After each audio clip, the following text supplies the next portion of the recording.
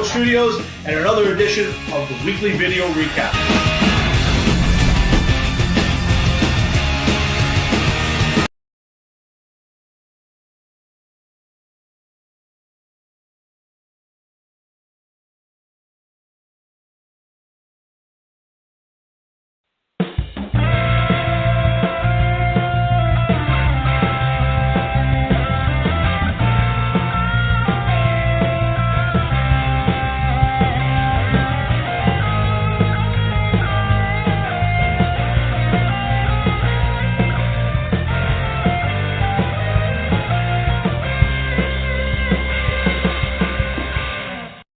And that is my cue to start the show. Welcome to another edition of the Hard Rock and Sports Show, live from high atop Hard Rock and Sports Studios in the beautiful scenic Monroe, New Jersey. We are your 2-hour weekly get-together. We bring you all the biggest news from around the worlds of hard rock, heavy metal, of course, the wide world of sports. And hey, everybody, welcome to Thursday night. This is January the 9th in the year of our good Lord, 2025. That's right, second show of the new year. Thank you all for tuning in and joining us for another edition of the show, and looking forward to it. It's winding down, but it's still right in the middle as far as I'm concerned of football season. That's right, one of the best weekends of football you're going to get. Yes, there's not as many games as a regular Sunday, but you get a whole bunch of standalone. I think it's 3 Saturday, 2 Sunday, and 1 Monday, all standalone games. So you don't have to compete. You can watch 6 football games if you want, like our good buddy Matt will definitely be doing. We'll go through all the games. We'll tell you, give you some picks. We'll run through a lot of football stuff this week. There's a lot to talk about in the NFL. And I just wanted to welcome you guys in. We want to definitely pass on our condolences and our best wishes and our, whatever you want to call it, to the people in California who are being completely devastated by these wildfires. And, not to make it too political, but you got to, you can't tell the story without it. A lot of this is caused. Now, this happen all the time out in California, this area where it started gets wildfires. They say sometimes it's the homeless, it's electrical lines. But to be ill prepared, they snapped $18 million out of the fireman's budget. Biggest thing they did was reroute the water that usually supplies the water from down from the mountains, which is tons and tons of water. I guess it's snow melting and whatever. They push it out into the ocean, which is great, but they've depleted their reservoirs and they have no water to fight these fires. And with the winds, they can't even get the planes and the helicopters up in the air. It's complete mismanagement and another failure of California. And I'm sorry, guys. That is the worst state in this country. It's too expensive. They are just completely inept. It's their ideology. And they have a terrible,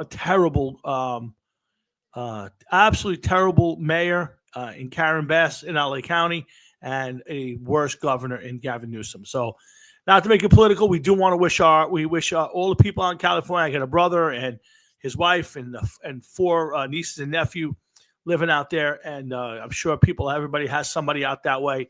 We want them to be safe and we want them to not live like they have to in that state. So anyway, best to everybody out there. Also want to pass on condolences to the Mansueto family. A good buddy of ours, guy I literally grew up with. I mean, from the age of probably 14 or 15 years old, Steven Mansueto. Again, I haven't seen Stevie in a long time, but we spent a lot of time growing up together, playing football, hanging out in the South Beach parking lots and Midland Beach parking lot. And I went to Stevie's weddings. I was around when his daughter was born, all of that stuff. And Stevie passed away this week from cancer. And our hearts go out to Alan and Dominic and the rest of the Mansueto family on Stevie's passing. I know he has at least a couple of kids. I know he had the daughter from his first marriage, and I believe he had a couple of kids in the second, but I apologize for not knowing. But either way, our condolences from the show go out to the entire Mansueto family. Stevie taken way too young in his early 60s. And, I could tell you a lot of good stories. And Stevie was a character. I think he was born with like a mustache. He was like one of those guys when I was 14 or 15, he had the full stash, mullet hair. He was a big Mark Gastineau fan. Not a bad football player. I mean, all the Mansuetos are good ball players. Stevie was a pretty good ball player. For a guy who wasn't the biggest guy in the whole world, he was a pretty good defensive end in his day. And a nice guy. A little rough around the edges, Stevie was, but he was a really good dude. And it's a shame, but God must have a plan for him. And God took Stevie away from us way too early, battling with his battle. But we want to wish the Mansueto family our sincere condolences, and we want them to know that we are out there thinking about them. So we'll get. Just wanted to get that out there before the show got on. A lot of stuff on the news this week. Rex Ryan is desperate to get his job back as the head football coach of the New York Jets. I heard today, read it in a few places. There are teams now trying to get Bill Belichick to coach their team, including one Tom Brady, who is a 5% owner of the Las Vegas Raiders. Now, all of a sudden, that Bill's no longer there. Last year, very little interest. This year, almost no interest in Bill coaching in the NFL again. And now teams are running to get Bill. Can they get him? We'll let you know what that is. We'll talk about the Giants bringing back Shane and Dable. I'll tell you what I think. I'm sure Jeff will have a different opinion. Let's see. Hulk Hogan booed in California. We'll talk a lot about the NFL playoffs, the coaches who were fired, the jobs that are open. And let's see. Deshaun Watson. And I'm going to play a little guessing game with Jeff out there. Oh, Alan, I'm sorry. I didn't know you were even on. But, again, Alan, if you didn't hear it, our condolences from all of us here on the show on Stevie's passing. And, I was talking to Frank Jeffrey today. We were telling a few Stevie Butt stories, and gone way too soon. So please pass it on to Dominic and the rest of the family for us, and just know that Stevie made an impact on all of us. There was a lot of funny stories being told. So just our best to you and everybody there. And just know Stevie did leave a mark on a lot of people. So just so you know, it was a good dude. So, but thanks for tuning in, Alan. Anyway, guys, we'll get to a lot of football today, and we'll get the show kicked off. My dad's online. We'll see what he's got to say, and let's get my partner in crime, Mr. Jeff Towinski, up on the air. What's up, Hefe? What's up, man? Alan, I don't know if are you still there? My condolences to you and your family and your brother, man. I remember playing football with your brother and at Newdorp with you guys also, and a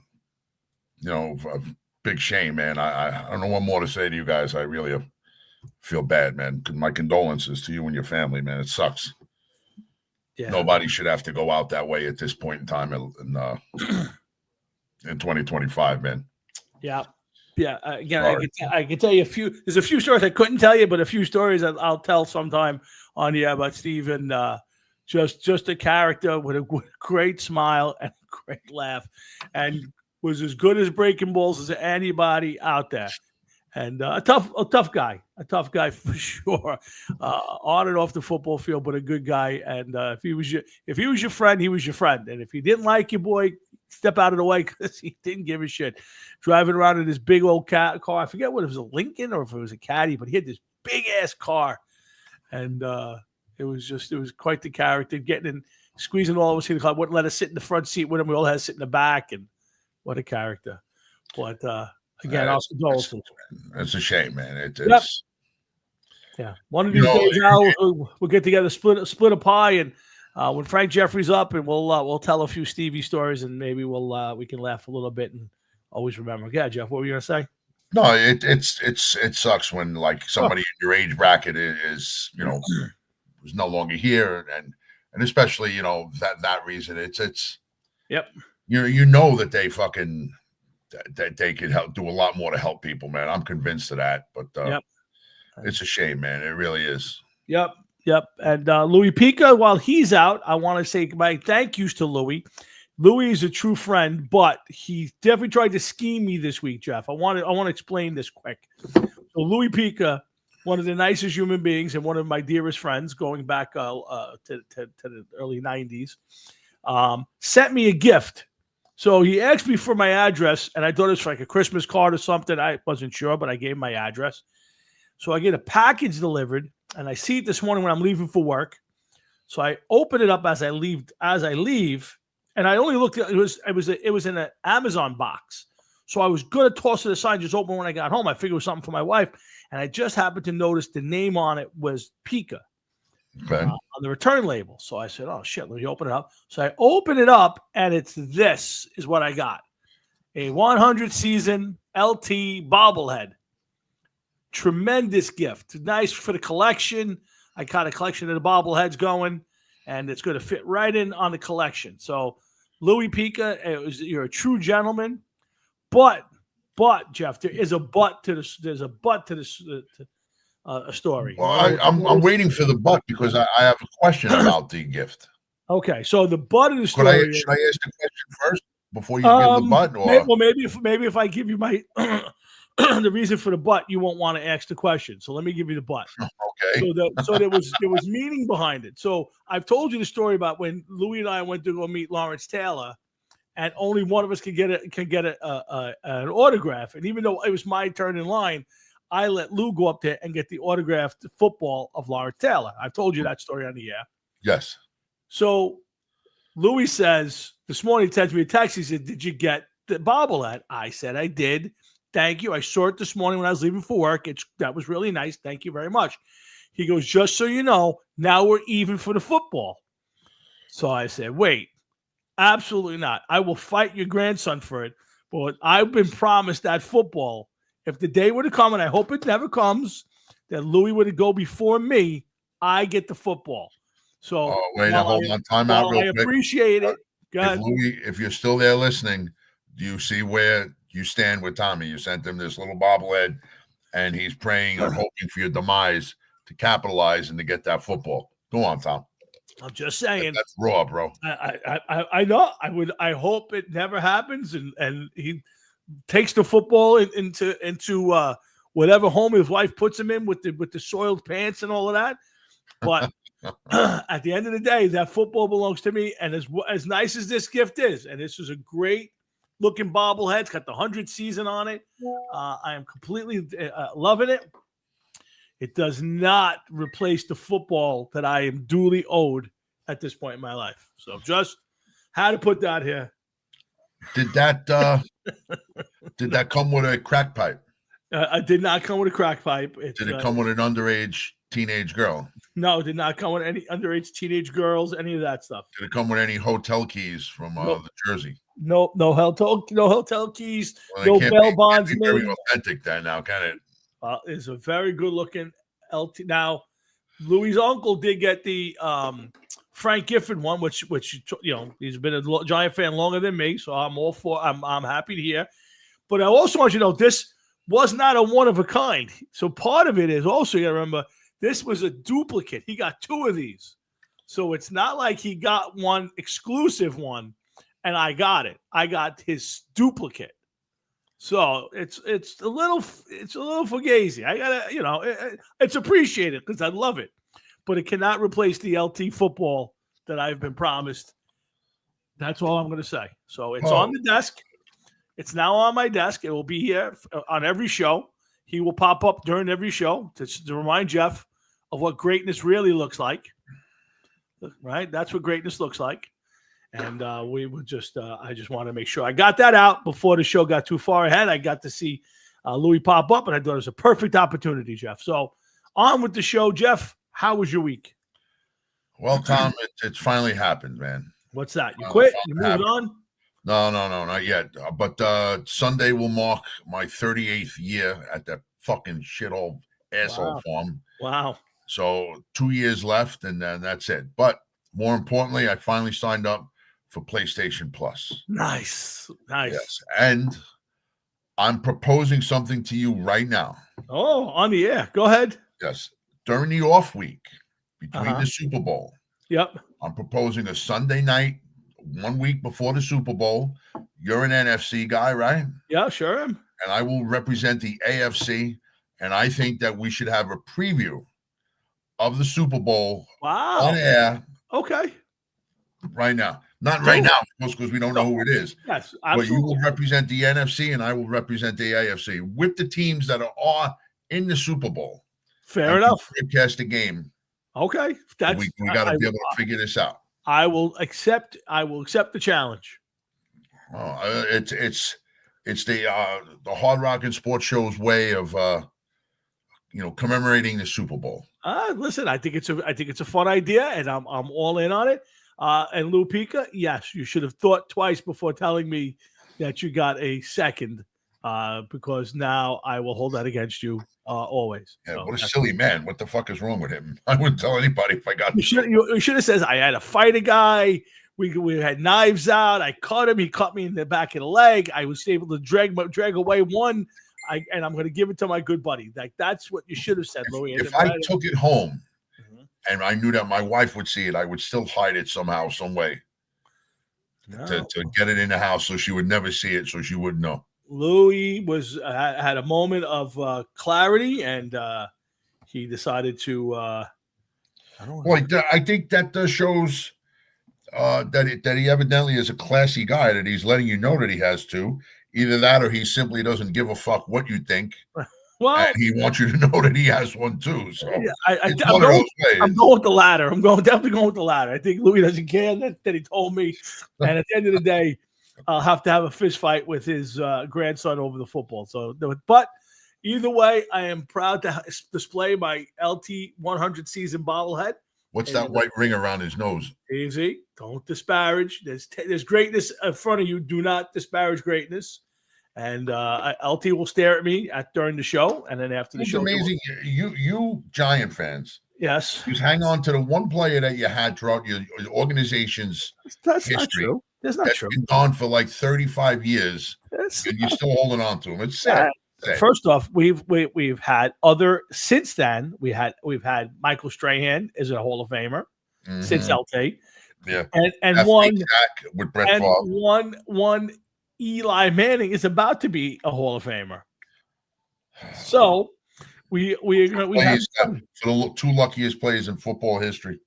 I don't consider them luck. We consider them we practice the luckiest plays in football history, and you know it. Come on now. They practice those plays, and there's no way they practice. Oh, okay. So in other words, you're telling me that whoever the fucking guy was, because I forgot his name because he's not important, that was bent over in half like a fucking pretzel, holding the fucking football on the top of his head. First off, it's David Tyree. First off, it's David Tyree. You're telling me they practiced that play. And genuflect when you say that.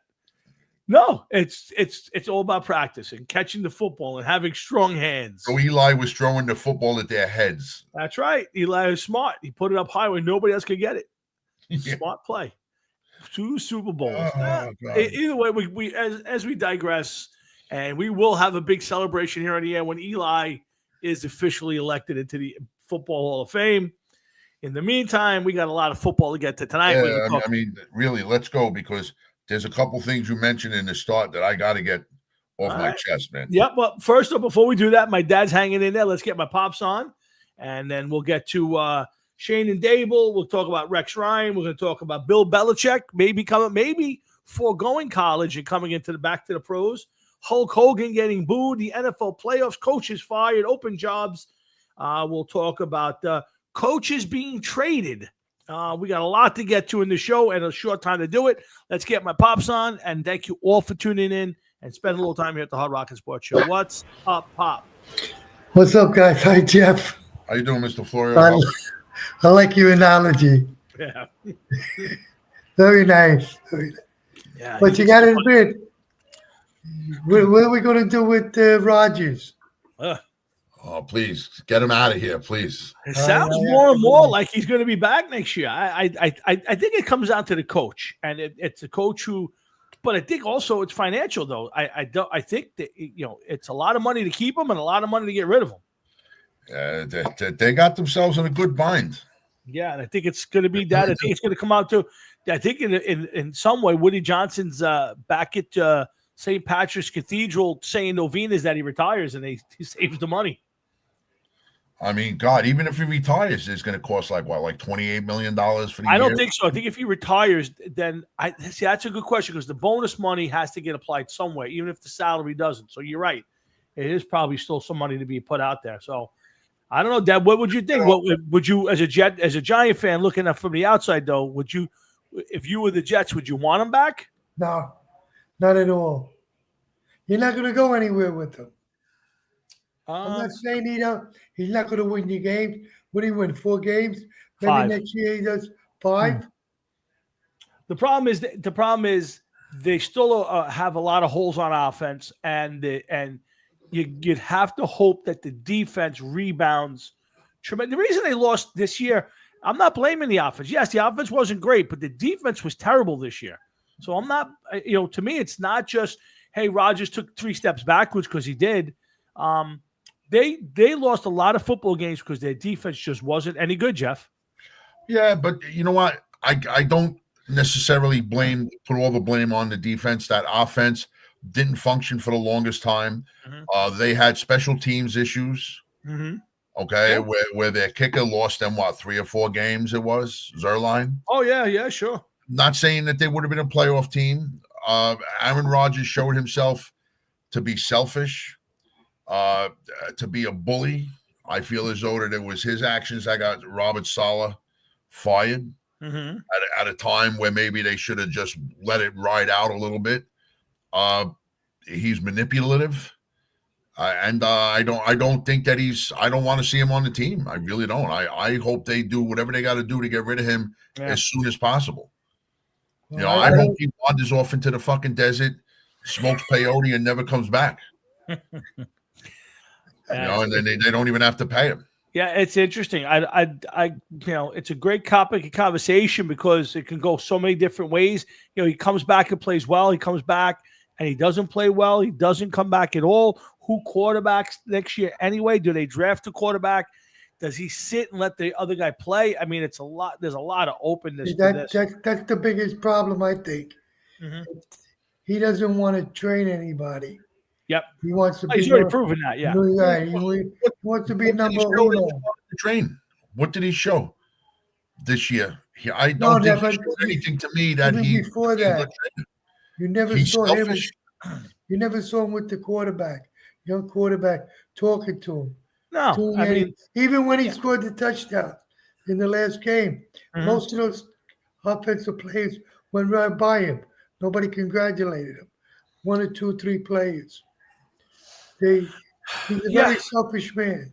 Yeah, I don't think he's well received in the locker room. Listen, if he was the final piece of the puzzle, I don't think he played terrible this year. I don't think he played great. I think he was barely good, but he had some moments.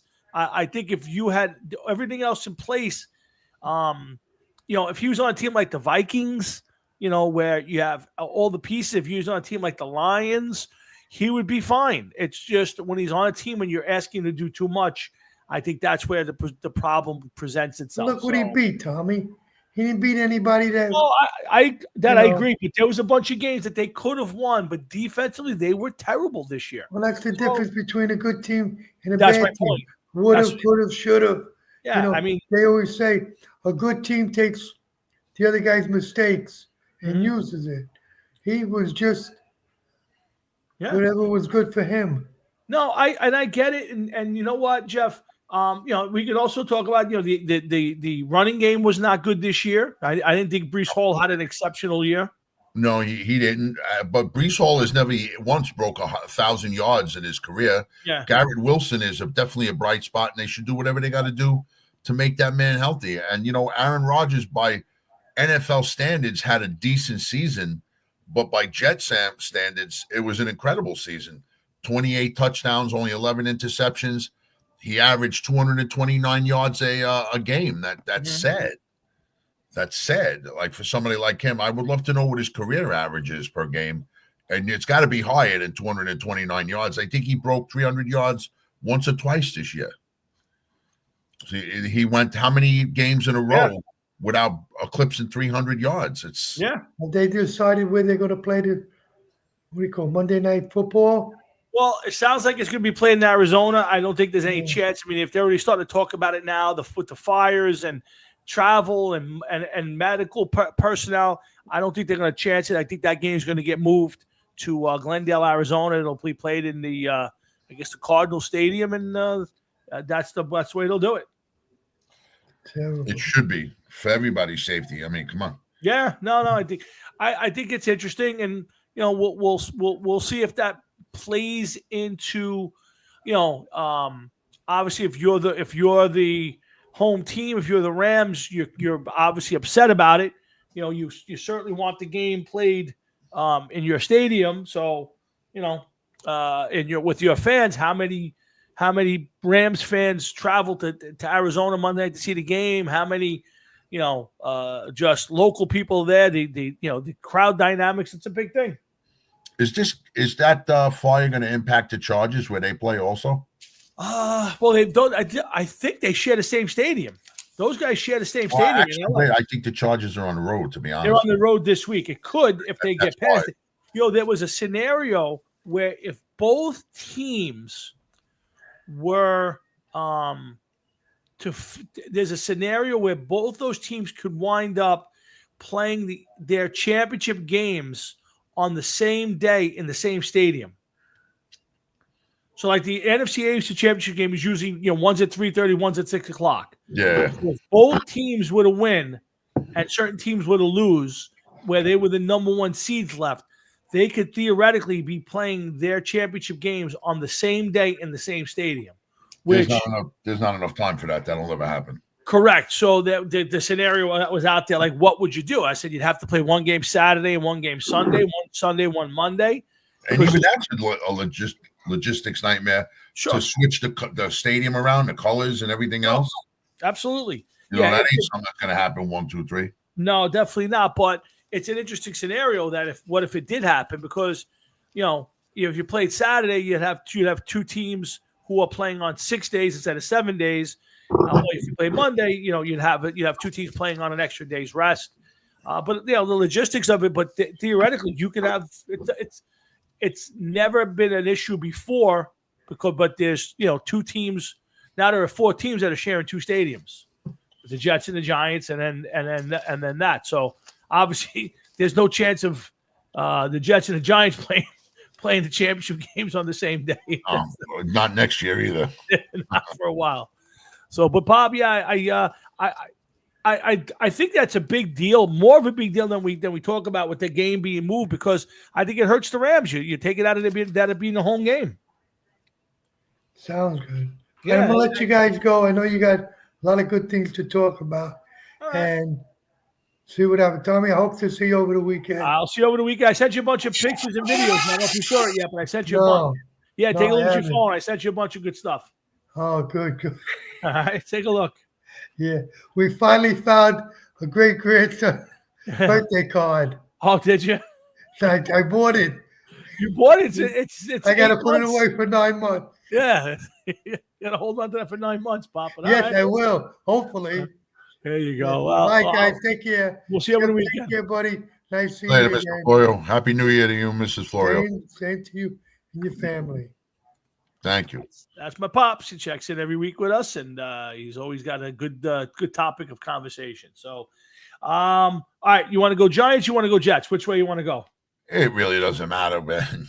All right, so Shane and Dable. The Giants first. Yeah, let's do Shane and Dable. So, you give your take first. I got to hear your take, man, because I can't understand why you would want to go with a team like that as your brain trust. Here's the thing. There's so much wrong. I got it, but like I said, if they would have fired them, I was okay with it. I said, all I kept saying was, though, who are you gonna get? If I got to get the next great, possibly great, assistant coach, am I getting some retread? Ron Rivera? No. So here's what I say: at some point you got to stop giving guys 1 or 2 years to fix 12 or 15 years of failure. So Dable won Coach of the Year 3 years ago. He didn't stop No, he doesn't. He didn't stop learning how to coach. Maybe he just didn't get the best players. When I look at Shane, I go, this year's draft class was great. The first two, not so great. But this year, he really nailed it. And I have to believe that you got to give these guys a chance to really bail it out. Now, here's the problem with it, Jeff. If you're only going to give him one more year, now you got to get it 100% right with the quarterback.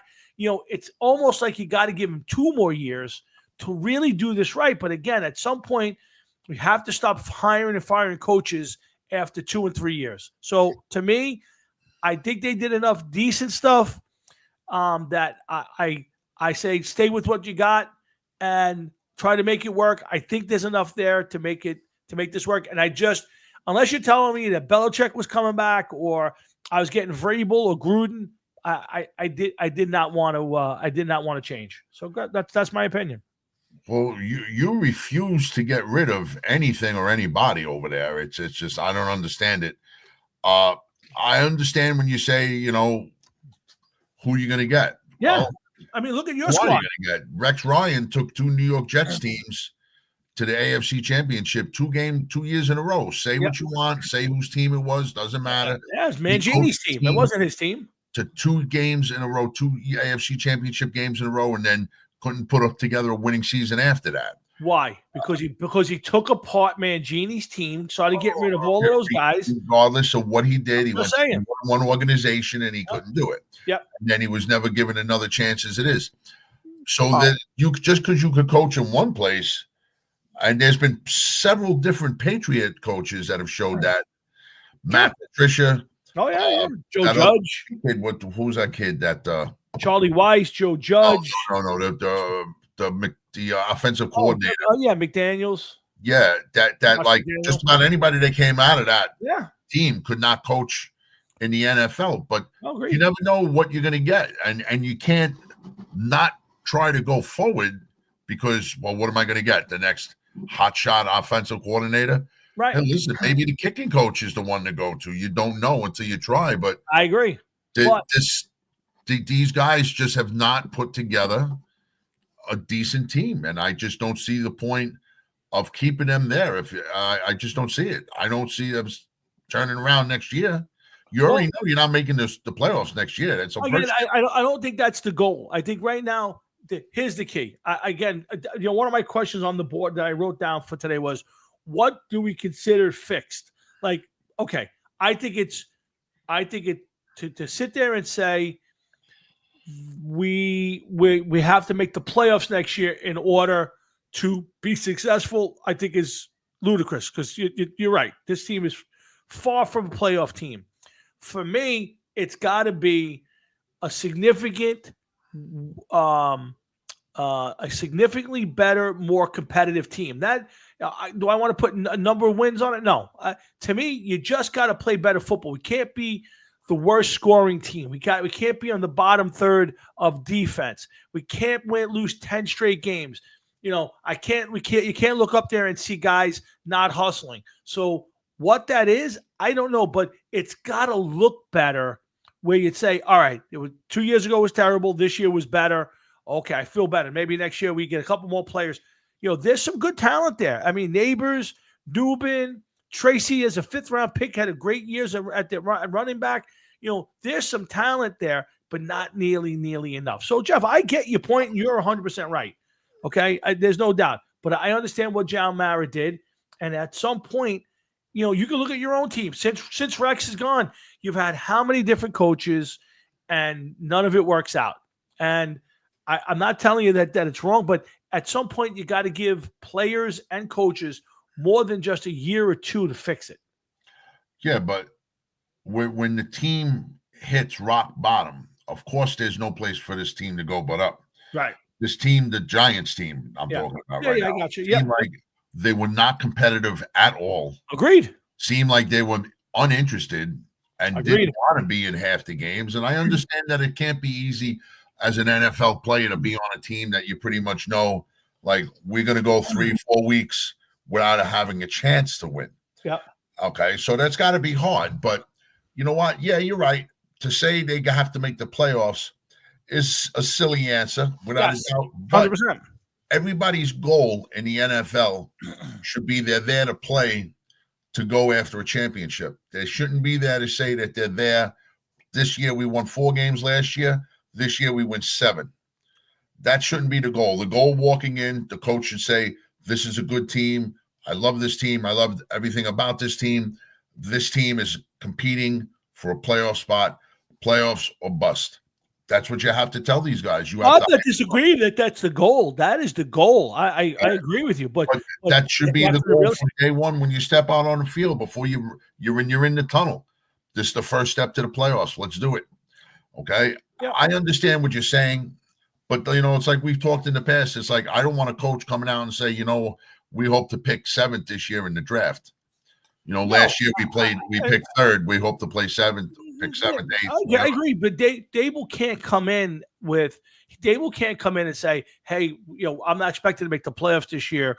I just want to go out and be competitive." Him and the team have to come out there and fight for a playoff spot. And what you're looking for is what I say every time. If you're a baseball team, you want to play meaningful games in September. If you're a football team, you want to play meaningful games in December. When it's October, it's when it's before Halloween and your season's over. That's it. For me, a successful New York Giants season next year is we're coming up on Christmas and we're in the mix. And not one of the bullshit spots. Like you're fighting for your division, you're fighting for those top 2 playoffs, wild card spots. That, and then even if you fall short, that's successful. But to go into this season, into next season, with the thought of, hey, this team's got to make the playoffs, or that this coach is gone, no, that is irresponsible. That's already the mindset over there. It can't be any other way. They have to know that they're coaching and going out there for their jobs. Oh, absolutely. Yes, absolutely. 100%. They had to know when they weren't fired now. They had to know that's they're not going to get another year after this. And to me, you know what? Not without improvement. No, they say, certain teams are going to be spoilers in December and yeah, sure, January, beginning of December on through the season. Mm-hmm. If the Giants aren't in a playoff position next year, okay, going into the last 2 or 3 weeks of the season, but if they're in a position to be like, well, this is a team that fell short. They were just eliminated last week. They could be the ultimate spoiler. They're playing the Cowboys this week. They're playing the Eagles next week. And the week after that, they get the Redskins. And they're all closing in on a division title. The Giants could ruin everybody's plans. That, to me, would be successful. If this team went 7 and let's say they went 7 and what do you call it? 10. 7 and 10. That was once again a team that, considering where they were, what they did, if they're not if they're not outscored by 150 points, it's a good thing. Do they have a quarterback that's gonna be where it starts? That's where it starts, Jeff. But they got to also, listen, I know it's nothing funnier than watching you just hear and think that maybe Sanders may be on this team next year. Oh my God, please don't do that to me. Yeah, I know. And especially if he brings Daddy with him, that would be fucking awesome. But that they need a quarterback. Drew Lock is not the answer. Oh, yeah, no. Tommy DeVito is definitely not the fucking answer. Yeah, no, definitely not. I don't want them to get a Gardner Minshew or anything. And I think there's going to be too much competition to get Kirk Cousins. And is Kirk Cousins, well, he already showed that he's a money player anyway, but is he going to want to actually go to the Giants with just a few years left, in the league? How many years is he going to play? You know what I mean? Reed Louis.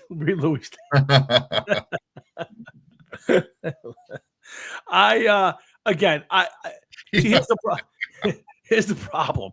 If you're the Giants and you're Shane and Dable, if you've only got 1 year, what do? I mean, you could draft a quarterback and a rookie quarterback. Most of them are going to take years to develop. There's very few Jaden Daniels, and I don't even think C.J. Stroud was very good this year. So he had a good year. He got better, but yeah, again, Stroud is Texans, right? Yeah. So to me, they're in a bad spot. So if I'm the Giants, I'm looking for a veteran guy who is going to play well. again, do I think Sam Darnold's that guy, or I don't know. Do they want to trade for JJ McCarthy? That could be opening out there, depending on what the Vikings do. But I would get a veteran guy. I don't like any of these guys as first rounders that are coming out this year. Maybe draft a quarterback in the later round, second, third round. But first round, I'm going to grab the best player available. I'm going to grab the best player because there's not a spot on this team you can use help on the offensive line. You can use help in the secondary. You can use another receiver. Linebacker is always a big thing on this team. So to me, you could throw a dart against the draft board and come up with a player that's going to help. The problem is I don't think the quarterback that's going to be available. I don't think any of these quarterbacks are going to be available to help you be better next year. I'd be shocked if Ward was. But we'll see. But I think, Jeff, that becomes the hard part for them is you have to get the quarterback. So either you're going to solve it in free agency or you're going to solve it in the draft. Which one is it? That's the question. Let me ask you something. If you're Shane and Dable, right, do you really want to try? You know that you're on borrowed time. Yep. Okay, let's be honest. They already know this. I mean, come on. Sure. Do you really want to go and try to solve your quarterback problem via the draft? Well, that's the problem, right? So, no, I mean, I don't think that's a good idea. I agree. Is going through free agency that much better of an idea? Not really, because I think that at least you know what you're getting. No, you know what you're getting. Do you know what you're getting? The Jets thought they knew what they were getting when they got Aaron Rodgers. I got you. I think it's a flip of the coin, and I get it. You know, are you better off? Like I said, are you better off with? I'm trying to think of somebody who might be available. And are you better off with a Jameis Winston or Justin Fields and resurrecting those guys, kind of like the Baker Mayfield, Geno Smiths, Sam Darnolds? Listen, right off the bat, you got to think this way, okay? Let's look at it real quick. Kirk Cousins, we know he's going to be a free agent or he's going to be available next year. Sure. I don't know if he's going to be a free agent. He's getting older, okay? Yeah. Plus, he's coming off an injury, and he couldn't help the Falcons. So they benched him. Yep. Geno Smith, I believe, is going to be available. Right. Okay? Geno Smith has had like 3 or 4 seasons where he was playing decent. Yeah. He's not a $50 million a year man. Nope. Okay, but he's going to get some money. He'll see something, but I don't think he's the answer. Sam Darnold did it 1 year. Yep. 1 year. I agree. Okay, I don't think that he goes to the Giants. I don't think that's going to be the answer. I wouldn't bring him back to New York. I think that's a tough spot. You made mention of one name, and that's Justin Fields. Yep. And I would be a little, I'm not going to say apprehensive about Justin Fields. What's up? But I wouldn't think that would be a bad idea because it would give them a different dynamic. Also, a running quarterback. Mm-hmm. I'm not saying long term. Maybe you sign him for 3 years and see what happens. Well, I think that's what you're looking for any quarterback right now is to give him a short to medium deal, and then you draft a guy that you can work on. Justin Fields is younger than Sam Darnold. Yes. Not saying, he's a little bit younger than Sam Darnold, younger than Cousins, younger than Geno Smith, that if he was to work out and finally catch on, that you may have that problem solved for a couple of years. Yeah. You know, I'm not saying that he's, or like somebody. I hope they don't go after Russell Wilson. Again, I think that becomes the problem. Is I hope so too, but again, I hope not. But I mean, again, at the end of the day, if you draft a quarterback who's questionable, and you can't surround him with good talent, it's a recipe for disaster. So I'd rather draft somebody in that 3 spot or trade down, get a couple more picks, and bolster the team with a young core, and then go get myself some sort of veteran quarterback. Now, if I could grab one of these guys in the second round, maybe somebody drops this kid, I think his name is Dart, or Quinn Ewers, somebody in the second and third round, maybe with an extra pick, I think about it. But to grab any one of these guys at top 3, I think it's a recipe for disaster. Well, listen, I hear you, and I have a tendency to agree with you. Yeah. But sadly, a lot of these people think differently. And if they're in panic mode, you're going to know if they're in panic mode or not by the draft pick that they make, if they say it, number 3. But here, one last thing on this one. For me, here's the problem with John Mara and bringing them back for one more year, right? Here's the problem with it. So now you're asking these guys to now essentially make a pick that they may overreach for. Now, I don't know if they got to get everybody's permission, but let's say they overreach for Cam Ward or Shedeur Sanders, and they pick him in their round, and he's a flop this year. They signed their death warrant. Or, if you said, okay, Cam Ward's the right guy, but he needs 2 or 3 years, so we could take him, but instead of taking him, which is probably the right move because 2 or 3 years from now, we're going to have our franchise guy, we're going to go and get Jameis Winston because he's available, and then we'll draft a guard or we'll draft a wide receiver or whoever, but we're going to fall apart because Winston's going to fall apart at some point. That's why I think if you're going to commit to those guys, you kind of got to give them a little bit of rope, unless it completely falls apart again and they win 2 or 3 games. But to me, it's got to be a little bit more toward the future. If you're going to go after a guy like Jameis Winston, yeah, okay, who's also getting older himself. Yeah. All right. I know that we're just talking here, but who says that Jameis Winston wants to come to the Giants? He's getting to the point in time where his window is going to be closing. So no, I'm just throwing a name out there. I know, but I'm just, you gotta bring it up while we're talking about it. And Jameis Winston was benched this year by the Browns, I think, but didn't he have an injury or something at the end of the season? I don't know. He played, he has his moments where he plays really well, and you wonder why he didn't get a chance, or maybe he's the next reclamation project, and then he has one of those games and he completely blows up. And they wound up, he wound up getting benched for Darian something Thompson, DJT. Percentage wise. Yeah. I know it was somebody like a late round pick or something, or a late round draft pick or whatever he was. He wasn't exactly lighting the league on fire. Let's put it that way. Yeah, Louis, I get your point, but that's my point. Bringing him back for one more year, kind of is, again, you need to see improvement. I get it. They have a tough schedule. They don't have a quarterback in house. I don't know where they're going to get one. So what if they don't get a quarterback? What if, like Jeff says, what if no quarterback that's out there free agent wise wants to come to the Giants, and when they go to pick third, Sanders is gone and Ward is gone. All right, so now they're going to go into next season with Tommy DeVito and Tim Boyle on their thing. How much of that is on Shane and Dable? Can you really expect them to field the team? I think this is a tough spot, but this is what they signed up for. They're going to have to figure it out and put a better product on the field. And if you got a featured run, play single wing, then that's what you got to do. Whatever it takes to get better. Too, I believe. Say again? I believe they're going to have a decent amount of cap space too. Well, they should. They should have some. I'm not sure. I want to say it's 40-something million, but I'm not sure. I haven't seen it. I guess it depends on the moves they make in the offseason. And yeah. Well, the point being is that if they have some cap room, you can shore that team up through free agency if you're smart and you do the right thing. I would agree, and I think they did enough this year. Shane fixed himself with the Brian Burns trade. I thought he did a tremendous job with the draft. I thought the Darren Waller thing was garbage. He blew that one up last year. That was last year, but I think that all has to play in. But I thought he did a really good job this year, and I think what saved Dable's job was the Colts game. He came out there, took Drew Lock. They scored 5 touchdowns against a team that was trying to make the playoffs.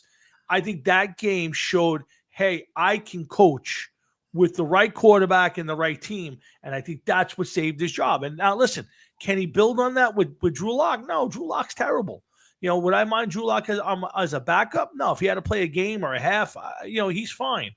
But, he had one decent game or one really good game and a bunch of very bad ones. So we'll see. It's going to be teams in the NFL that have a backup quarterback where they don't mind if he ends up hitting the field. I think the one interesting scenario, and I wasn't a big fan of J.J. McCarthy coming out of college. Not that he wasn't terrible. It's just I didn't think he showed a lot, and he wasn't asked to do much at Michigan. But if the Vikings are going to pay Sam Darnold, which I think they'd be nuts if they didn't, but I think Sam Darnold's career is going to come down to this playoff game. The last game he kind of shit the bed. He missed a bunch of passes. They could have beat the Lions. He missed a bunch of passes early in the game in the red zone. But if he comes out and shits the bed in the playoffs, I think he'll have more opportunity out there not to be a Viking. I think if he has a great game, the Vikings will throw big money at him, and they will entertain offers for J.J. McCarthy. So that's an interesting, if you're the Giants, to say, hey, you know what? There's a guy who got drafted in the number 8 last year or number 7. He's available via trade. We grab a guy like that, and then we go get a veteran guy, and we work McCarthy. I think that might be their best scenario, if you're asking me. For the Giants. Yes, for the Giants to go out there, take the best player available, whether it's the corner or a tackle or a linebacker or whatever, at the number 3 pick, or trade down and get more. Take something that helps. Get a good free agent quarterback, somebody who will at least be, whether it's Justin Fields or whatever, and then make a trade for J.J. McCarthy and see if that could be your future quarterback. Just a thought. Well, I just had to look up Sam Darnold. I'd like just to get his record in front of me and everything else. Hell of a season this year. Yeah, 4,300 yards. But you want to know something? First year with the Jets, 13 games, 2,800 yards, 17 touchdowns. Mm-hmm. Okay. Second year with the Jets, 3,000 yards, 19 touchdowns. Then the next 2 years, 2020 and then 2021 with the Carolina Panthers and the Jets. Subpar. He only played 12 games. He only played 6 games in 2022. Somehow in 2023 for San Francisco, he was in there for 10 games. He must have been in there for a play here and there. Yeah. He has 98 touchdowns versus 68 what do you call it? Interceptions. 68 interceptions. So he has in 83 games. Yeah. He's thrown for 16,000 yards. I don't know if that doesn't give his See, I think with Sam Darnold, I think with a lot of quarterbacks, not just Sam Darnold, a lot of times it matters where you wind up in what system. And sometimes, I think his year in San Francisco was a really big help. I think he got to learn the game from a good coach. I'm not a big fan of Kyle Shanahan, but he's obviously a good coach who's an offensive, genius. And then he went to go play for O'Connell out in Minnesota, who's another, great offensive mind and a quarterback guru. And I think that works for him. Now, he can wind up back in Frisco. There's some talk that he can go back to San Francisco. They may not offer Purdy the big contract. I think Purdy's got a chance to move out if he wanted to. So I think that right now that Niners and Purdy are actually talking contract. Yeah, I'm sure. And I don't know. Like, I think what I've seen with Purdy is if he's surrounded by good talent, he's really good. But when he didn't have McCaffrey, when he didn't have Samuel, when he didn't have Ayuk, and he didn't have, he wasn't as good this year. And I think if you're the 49ers, you have to be very careful what you pay him and for how long you pay him. Because John Lynch just said that he's eager to get a deal with Purdy done. Right. And so again, I think if you're Sam Darnold, I think you want to go back to San Francisco. I mean, you want to go back to Minnesota. You got a great receiving staff. The offense is good. You got a great coach. You have a team that's got a chance to, build the next few years. Tough division, very tough division. But if you're Sam Darnold, you want to go back to Minnesota and not go someplace else just for the money, because you can wind up in another Carolina or Jets or Giants situation where you're exposed. And if I was him, I would do everything I can to stay there. And if you're Minnesota, I would keep him. He's young. Was he 27, 28 years old? 7.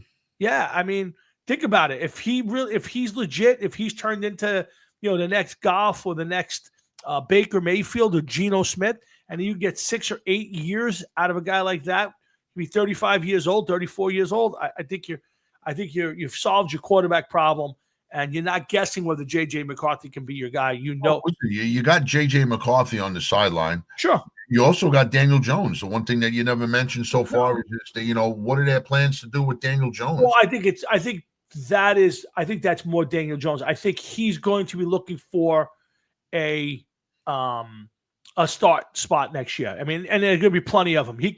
Miami might be looking for a quarterback. There's so many teams that are going to be looking for a starting quarterback. Somebody will give Daniel Jones a shot. The Vegas is itching for a quarterback.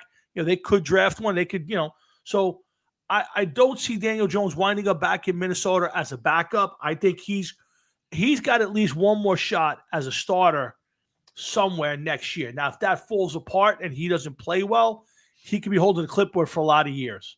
But he will, because he's a bright kid. He's a good athlete, and he showed that he can play quarterback in the NFL. He throws the football like an NFL quarterback. He's won a playoff game. Daniel Jones, while he may not win right now, if he gets in the right situation, there's at least a chance he could be a very competent NFL quarterback. Where does he wind up? I don't know, but he needs to wind up someplace with an offensive guru coach who can. And look, Minnesota would be great for him, but I think he's going to want to start next year. So we'll see. I don't know where that is. I don't know. He may have no choice but to take what's available, and sure, time will tell with that. Yeah, no, listen. It is for him, but listen. Yeah. There's a lot of quarterbacks in this league that think they're going to go someplace else and do great. Absolutely. Justin Fields comes to mind. Yeah, I mean, Pittsburgh is going to be looking for a quarterback next year. Well, it's not even that they're going to be looking for a quarterback next year. Last year at this time, people were talking about Justin Fields like he was the second coming. Yes. Yeah. In Chicago, yeah. They couldn't get it. He barely caught on over there, and it just never materialized for him. Nope. Yeah, listen.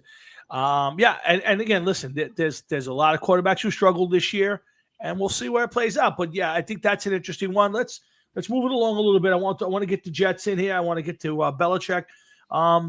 The interesting topic this week for the Jets has been Rex got his interview, and the guy who interviewed him was his former general manager who got fired and replaced by John Idzik, and that's Mike Tannenbaum. Actually interviewed him for the job. Even though Tannenbaum's not going to be the GM, he is part of this is the problem with the Jets. Why are you trying to hire a coach when you don't even have a GM at this point? So now you're going to hire a coach and then say to the GM, that's your coach. Instead of, so to me, you're setting it up for failure. But what's your thoughts on how this is playing out? There's a lot of problems over there, Tom. There's a lot of problems. And none of them are good, and none of them are going to get fixed this year. All right. Even if they hire Rex Ryan, okay, I just don't see it working out. I just don't see it. I don't see what it is that he could do. That this is a team that's snake bit for a lot of different reasons and needs a lot of different help. You let Aaron Rodgers dictate too many things, bring too many people in that are going to have to be replaced. You're already down 2 receivers that are going to have to, one way or another, probably be replaced. I don't know if Lazard is coming back, but we know that Adams is definitely not coming back. Right. For the most part. There's just so much that has to happen there. He all of a sudden wants to show what he can do. Rex Ryan, he says, well, I'm not going to let Aaron Rodgers do this. Aaron Rodgers isn't going to give a shit who the coach is.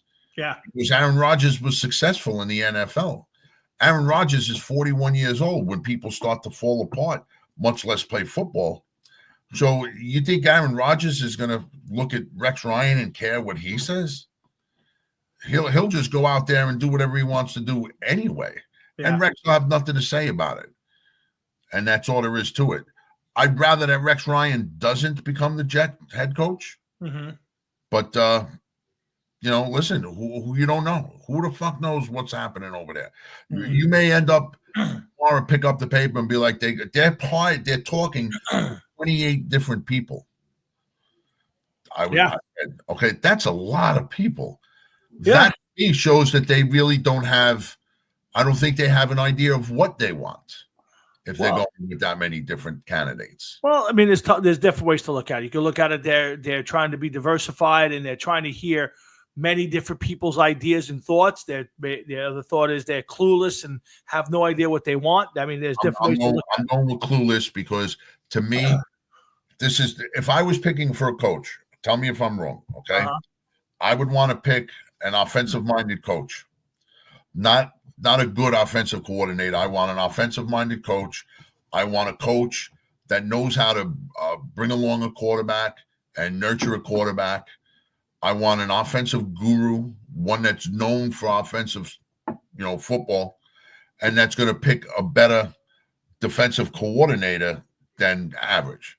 Okay, I don't want 28 different people coming in to interview for a job. Mm-hmm. I would say if you had 10 candidates, I think that's too many. You're probably right. Because if I asked you and 9 other people the same question, chances are I would get at least 5 different answers. They're probably not everybody would agree on one thing, but I just don't see it. And there they are, the New York Jets. They're gonna fuck it up. That's all there is to it. Yeah, again, the pros and cons of Rex are he knows the situation. I wonder with all his time away. I mean, he got fired by the Bills in 2014, so it's 10 years. Has he learned anything? Has he maybe figured it out now? I doubt it. The one thing I think he would bring to the Jets, well, 2 things. He would bring to the Jets that I think would be an improvement. Now, I don't know if it's enough, but one, I think he'd be tougher on the players, and I think he would be able to get more out of some of them. 2, I think he's a great defensive mind, and I think he would actually fix that defense. Now, how long that would last? How can he get fix the offense? Can he work with Rodgers or another quarterback? These are questions. Would I go back to it? No, I would not. I don't know what I would do if I were the Jets. It's probably more Brian Flores. I wouldn't want him. I know you wouldn't. I think I think the problem with the Jets right now is you're going to win with a so-so offense, but you got the makings of a great defense. So I think you need a great defensive mind to push that and go out there and win by running the football. You have 2 good backs, one great one, I think, in Breece Hall. You have 2 good backs and a great defense, and go out there and ground and pound. And I think I'd like to see him get a good defensive mind. I've heard Spagnola's name. I love Spags. Yes. Spagnuolo, isn't he like 70? 65. That's too old. I mean, Rex is 62, and what is too old for a football coach, man? What do you think? I don't know. I think at this point in time, I don't think it's age so much. Again, here's the thing: you're only giving these guys 3 or 4 years anyway. So what's the difference? If it was, if it was 10, 20 years ago when coaches got 10 years sometimes and 8 years, now you get a year or 2. So the problem with Spags is he's a great defensive coordinator. But he's had a few opportunities as a head coach, and it hasn't gone well. So to me, I would not bring him. I would not bring in Spags. I think Spags should just stay as a defensive coordinator, and I think he'll have a long career. He's still in Kansas City, right? Yeah, he's still with Kansas City. I mean, he's got a chance to go 3-peat. To me, the Jets need a good defensive mind as a head coach, somebody who'll put that game plan in. But we'll see. It's interesting. The Rex thing. Jets show year after year after year after year that you can't win games 10-7. Okay, you had Salah was a defensive-minded coach. Todd Bowles, defensive-minded coach. You had Rex Ryan, defensive-minded coach. Eric Mangini, defensive-minded coach. I say you got to go. Nobody in the NFL is winning games with low score. You need to be able to pour it on. You need to be able to eat up the clock, run the ball, control the field a little bit. Yeah. You need an offensive-minded coach over there. Give it a shot. I mean, Adam Gase didn't work out, but look at Adam Gase from when he came on. It looked like he wasn't going to work out, and he didn't work out. But get a bona fide offensive mind in there. Let somebody develop a quarterback one way or another. Again, you could go either way. Like I said, I just think the defense is being wasted. Now, Ulbrich was a good defensive coordinator, and making him the head coach was a mistake because it took his eye off the ball, and we saw what happened with the defense. But, it was going on before that anyway. This didn't fall apart after that. So I think the Jets are interesting. Joe, I agree with you. If I was Rex and Mike Tannenbaum, you've been out of the game. Well, Tannenbaum's only there to help find the coach. He's not coming back as a GM. He's part of that 33rd organization or 33, whatever the fuck they are. But if I was Rex, the problem with Rex is if it comes in and implodes, he's not even going to get a job on TV anymore. So the best thing Rex could do is not get this job. Stay doing TV. Keep telling everybody you would be great. You don't have to back it up. I I also don't know if Rex comes in guns a-blazing. I don't think today's players are going to accept it from a guy like that. Now, if it's Belichick or a Tom Coughlin or a Mike Tomlin, guys who've been successful, they've won, the players eat that up a little bit. But when you come in there and the best you could say is, hey, I went to 2 AFC championship games and then I got fired in no time by the Bills, you can't come in guns a-blazing. Well, I understand and agree with you. Other than Belichick, all the other names you answered and gave up, none of them did that. None of them almost went to the Super Bowl 2 years in a row. No, but Coughlin won 2 Super Bowls. He won 2 Super Bowls, but he never came close to going to 2 Super Bowls in a row. And some people consider that an achievement in its own. And your first 2 years as head coach. No, I got it. But again, see, the problem with Rex is this: 1, he didn't get to the Super Bowl. 2, the minute he started getting and dumping the plays, Mangini left him. He brought in bad players, and the team got progressively worse. Then he went to Buffalo and tried to build that team, and that was a disaster. So, unfortunately for Rex, it looks like, hey, I was able to win with somebody else's team, and then when I tried to build my team there and in Buffalo, I did a shit job. So I'm not disagreeing with you that that's maybe a little off. And yes, he did go to 2 AFC championship games, but at the end of the day, he shit the bed in both those games. I mean, yes, he did. The first half of the Pittsburgh game, that team didn't even show up. They came close to beating Pittsburgh in the second half, but that first half was so bad that it was just, frighteningly bad. Yeah, listen, I hear you. If that game was 5 minutes longer, the Jets win the Super Bowl. 100%.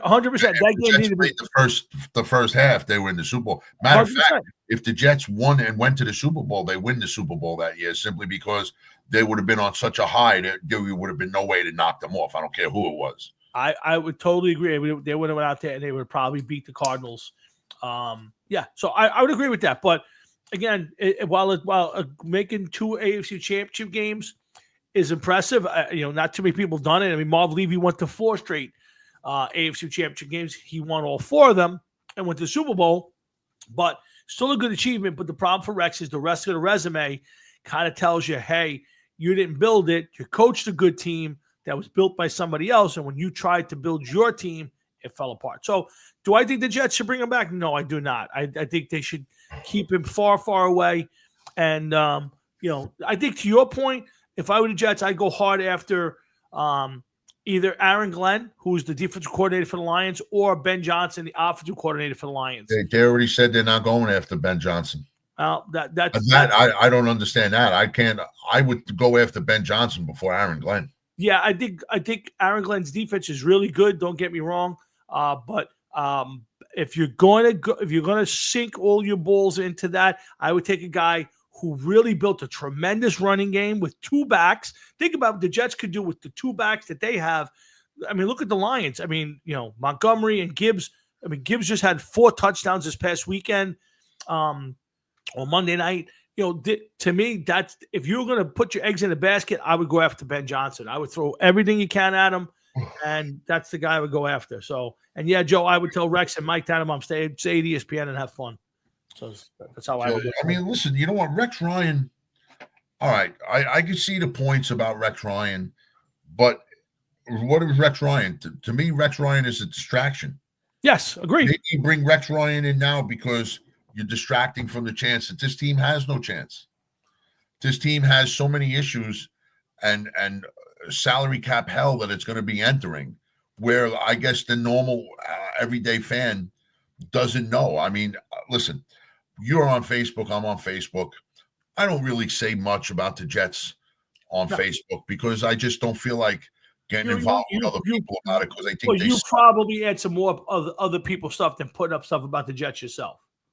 I don't even do that because I see what some of the people do put up. Yeah. I got a friend of mine that started talking about the Jets and they're saying, thank you, Aaron Rodgers, for what you did this year. We wish that we could have done more for you, this, that, and the other thing. And I'm like, listen, he was part of the problem. You don't see that. You don't know. You don't understand. You can't, he was part of the problem. Yeah, I agree. Listen. He wasn't nowhere near the solution. He was part of the problem. I'm with you. I couldn't agree with you more. So yeah, again, it's everybody's got their liking. We'll see how it plays out. I would think we'll get an announcement sooner than later, probably. But I think the one problem with the Jets is I hope they hire their GM first. I like the idea they're interviewing Chris Spielman, who isn't the GM in Detroit, but he's been there for a long time. In their front office, was a great player. If they could get a Chris Spielman type, I think Spielman might be a great hire as a GM. He's helped build that organization and that current team, and I think that might be and he's a really solid. He was a really solid player and I think that's a great foundation for this team. So we'll see. It's going to be interesting to see who they get out there, but we got some other stuff to talk about. Let's move on a little bit. Before we get to the playoffs, I want to run through a couple things real quick. I thought it was interesting. I don't know if you picked up on it today. It seems like last year when at the end of the season, there was no conversations about with anybody wanting to hire Bill Belichick, right? It was he was supposedly up for the Falcons job, and Robert Kraft stepped in and said something to the owner of the Falcons, and he didn't get the job. He was out of football this year, just doing lots of talk shows and media. And then he actually made a call to the Jets and said he'd like to be see if there was any interest in him coming in for an interview. They told him no, and he went and took the college job, Jeff. So, now I want him as the coach anyway. I got you, but here's the interesting part. Now all of a sudden he's taking the job at North Carolina, and there are many teams knocking on the door, including Tom Brady, who is a part owner of the Raiders, who has gone to see Bill to say, "Hey, we can get you out of your contract. Will you come coach our team?" First off, I always thought that the perception was that Brady and him had a bad relationship, so that kind of puts that to bed a little bit. But what's your thoughts? If you're Bill, do you want to come back and get those last 14 or 15 wins and have the record all time? Do you want to say, screw it, I'm going to go to college and kind of coast a little bit and kind of hand it over to my son in a couple of years? What's your thoughts? Would you, as a general manager, want to talk to him? If I was Rex Ryan, I wouldn't want to go Bill Belichick to the NFL. Bill Belichick. I wouldn't want to go. Why? To the NFL because, one, there wasn't much interest in you. There was none, yeah. Okay, and now all of a sudden people are starting to knock on your door. When they heard that you were interested in going to college, where were they? Why didn't they come knock on your door then? Yeah. So me personally, if I was him, I would have been like, nah, and besides, he's yes, for the all-time win record, yeah, okay, I could see that, but he's done so much more. I bet you Don Shula, if he could dig him up and ask him, he would give his right arm to get half the Super Bowls that Belichick won instead of having the all-time win record. Probably right. Yeah. That's a good way to look at it, sure. So I don't think that's that important to him, to be honest with you. So at the end of the day, do you think he takes the job in the NFL, or do you think he sticks it out in college? I think he's going to stay with college. Yeah, I'm going to go the opposite. I think he's going to come back to the NFL. I think he wants to coach in the NFL. I think that there's a $10 million buyout if he leaves before June 1st. So leaves before June 1st? Yep. If he walks out the door between now and June 1st, whoever it is, or Bill Belichick's got to pay the University of North Carolina $10 million. Jesus Christ. That's a lot of money. I think after June 1st and going forward, it's only $1 million. But there you got to know that if you're going to the NFL, you're going to do it now. You're not going to do it, July 1st, August. No. You're by that point, it's too late, So I would also think, here's the jobs. You have the Jets job, obviously he's not going for. You got the Jaguars, the Patriots, he's not going back to the Patriots. The Raiders, the Bears, possibly the Cowboys are all teams that are looking for coaches right now. I thought the Dolphins might and the Colts might, but they're sticking with their things. So realistically, there's the Jags job, the Raiders job, the Bears, and possibly the Cowboy job are all available. Those are the jobs that are looking for coaches. I don't know, other than the Raiders, and I wouldn't have thought they were I don't see maybe the Cowboys, but could you see Jerry Jones hiring Bill Belichick? No, I don't think so. And if you're Bill Belichick, why would you want to go to the Raiders? It'll take you forever to win your games. I don't see it. If you're Bill, you got to figure you got 3 years left, right? That's at this point, that's what you kind of got to figure. You got 3 years in you. You'll be 75 going on 76. So I think that's an interesting one for me. I will say, but I was just surprised that Brady went a knock and asking him to come back to coach. I thought that was interesting. Well, he might have just done that for the sake of I tried. No, I you know what? Supposedly he hates Bill. They have no relationship. So for him to go knocking over there, I think that's saying something. I was a little surprised that the Dolphins didn't at least think about firing their head coach. Maybe they thought about it. He's really kind of underachieved. So, but he'll be back. Underachieved, yeah. I think that Miami is another team that's going to be exposed over the what do you call it? The season, postseason. Yep. Mm-hmm. And they're going to see how many different things they need. I mean, they're having trouble with Tyreek Hill, who I believe is probably close to 30 at this point in time, no? Well, Tyreek Hill basically came out and said, I want to leave. His interview at the end of the last game was, I'm tired of this, bro. I want out. I think supposedly that wasn't what I read. I saw the interview. I saw what you saw him say it? Yeah, he flat out said, I'm tired of this. Basically, Tua's hurt all the time. Tua's hurt all the time. And the backup quarterbacks have done nothing. He did nothing. In fact, he took himself out of the last game. They had a chance to make the playoffs if they won, and the Chiefs beat the Broncos, which didn't happen. They were getting killed. So when he looked up in the third or fourth quarter and they were getting crushed and he knew that they had no chance of making the playoffs, he took himself out of the game. So he basically told his teammates, I ain't playing. And watch the interview. He wants out. Now, if they go out there and they get a legitimate quarterback somehow, I don't know. I don't know who that would be and how that would be. If they were to say we'll use Sam Darnold, Aaron Rodgers, if they get a legit quarterback, maybe he says, screw it. If I was him and if I was the Dolphins, I think you got to move on from Tua. The guy's just too fragile. So I agree. I mean, listen, I could have figured that by now he would have had his brain scrambled, Yeah, no doubt. But he's been fine. No, he managed to get through, the end of the season. And, this one that took him out was a hip problem, which he had a problem back in the college days with his hips. So between the brain, the hips, this and that, and just the lack of putting together full seasons has to, at some point, if you're Mike McDaniels, you have to kind of go, all right, I got to get another quarterback in here quick. So we'll see. Again, there's, I don't know what the revolving door will, where's Kirk Cousins going to wind up, where Daniel Jones going to wind up, where's Sam Darnold going to wind up. I don't know who gets drafted. There's a lot of craziness. We'll see. It's all going to play out in the next few weeks, but we got to get to the playoffs first. But before we get to the playoffs, I want to talk about Hulk Hogan being booed.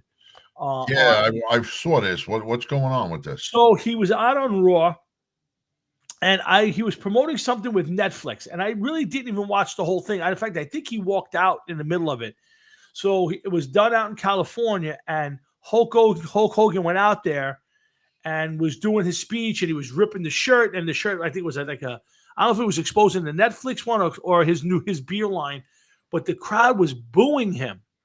And it was so so I was trying to figure out why. So what, obviously he's done nothing wrong. He's been back to WWE events. He's been cheered. He's been WrestleManias. He's done a bunch of stuff. And I went online, and the consensus seems to be that because he backed Trump in in politics, and he's actually been talked about being part of the president's health council, that people booed him there because they're lefties and he's righty, and he got his boot. And I didn't understand that. You can't tell me that everybody in the place, or most of that place, was all, Democrats or progressives. If it is, it's sad. Yeah. It's sad. Yeah, I mean, this is a guy who's a legend. I mean, so, and I would say the same thing if it was Ric Flair in Madison Square Garden getting booed, because he backed Joe Biden. To me, these guys are legends. You give them their due. I mean, I'm not going to a Ric Flair rally for Joe Biden. I'm not doing it. But if that's their politics, that's their politics. Leave it alone. But I just didn't. How do you? If you're a wrestling fan of any age, how do you? This guy's the Babe Ruth of wrestling, Jeff. Listen. I agree, but this just goes to show you how fucking sick and twisted the country is. Because if it was Ric Flair, and he went to a red state, a Republican state, chances are that he would get booed. And everybody is so strong in their convictions about who they're backing that you have people that hate other people. They probably don't even realize why they hate them, other than he went and stuck up for Trump. I'm gonna hate this guy. He's an asshole. I don't like Trump, so I don't like anybody that likes Trump. And not for nothing, I don't care what anybody says, but Robert De Niro. Yeah. Everybody's like, well, I'm not watching his movies anymore. So you're going to go the rest of your life without watching, The Godfather, Goodfellas. There's a little bit of a difference. I could care less that Robert De Niro is anti-Trump or pro Joe Biden. That's fine. That's their business. What bothered me about De Niro, and the reason I walked away from anything from De Niro, was him walking around going, I want to punch that guy in the face. That guy's a piece of crap. That turned me off to De Niro. And then you know what? There's a volume button right over here on the computer. If I don't want to hear it, you just lower it down. That's all. I agree with you, but that's what turned out. I saw Hulk Hogan at all the events. It wasn't as much anti-Biden as it was pro-Trump. And again, I'm not going to a Hulk Hogan event where he's doing rallies. If I'm going to see Hulk Hogan, it's doing a WWE event. I just don't see how he's not in a political stance. He's there as Hulk Hogan, the living legend of wrestling. To me to be booing him makes no sense. But like how you just said, and then this is how you have to look at it. Yeah. Okay. You're saying that because he backs the person that you like. If he backed somebody that you didn't like, I'm sure that you would think differently. Whether he said he wanted No. I don't care. I don't care who Iron Maiden backs. I don't care who anybody backs. You can back who you want. That's the beauty of our country. I don't like. De Niro was a complete asshole about it. That's what turned me off. There's a lot of people who I am fans of who don't have the same opinions of me about things, and that's fine too. Listen, that's your business. Like Howard Stern was anti Donald Trump as a politician. Didn't bother me. When he started calling Donald Trump, he reminds me of Hitler. I read a book, and Trump is Hitler. That turned me off to it. Not that he was anti. They wanted to vote for Clinton. Vote for Clinton. That's your business. I don't care. Well, but because a lot of people can't handle certain things. That's what there is to it. Yep, absolutely. And instead of just like, it doesn't matter what this guy says and what he thinks. If that's who you back, that's who you back. If that's absolutely 100%. Who gives a shit? 100%. Okay? That's how to look at it, man.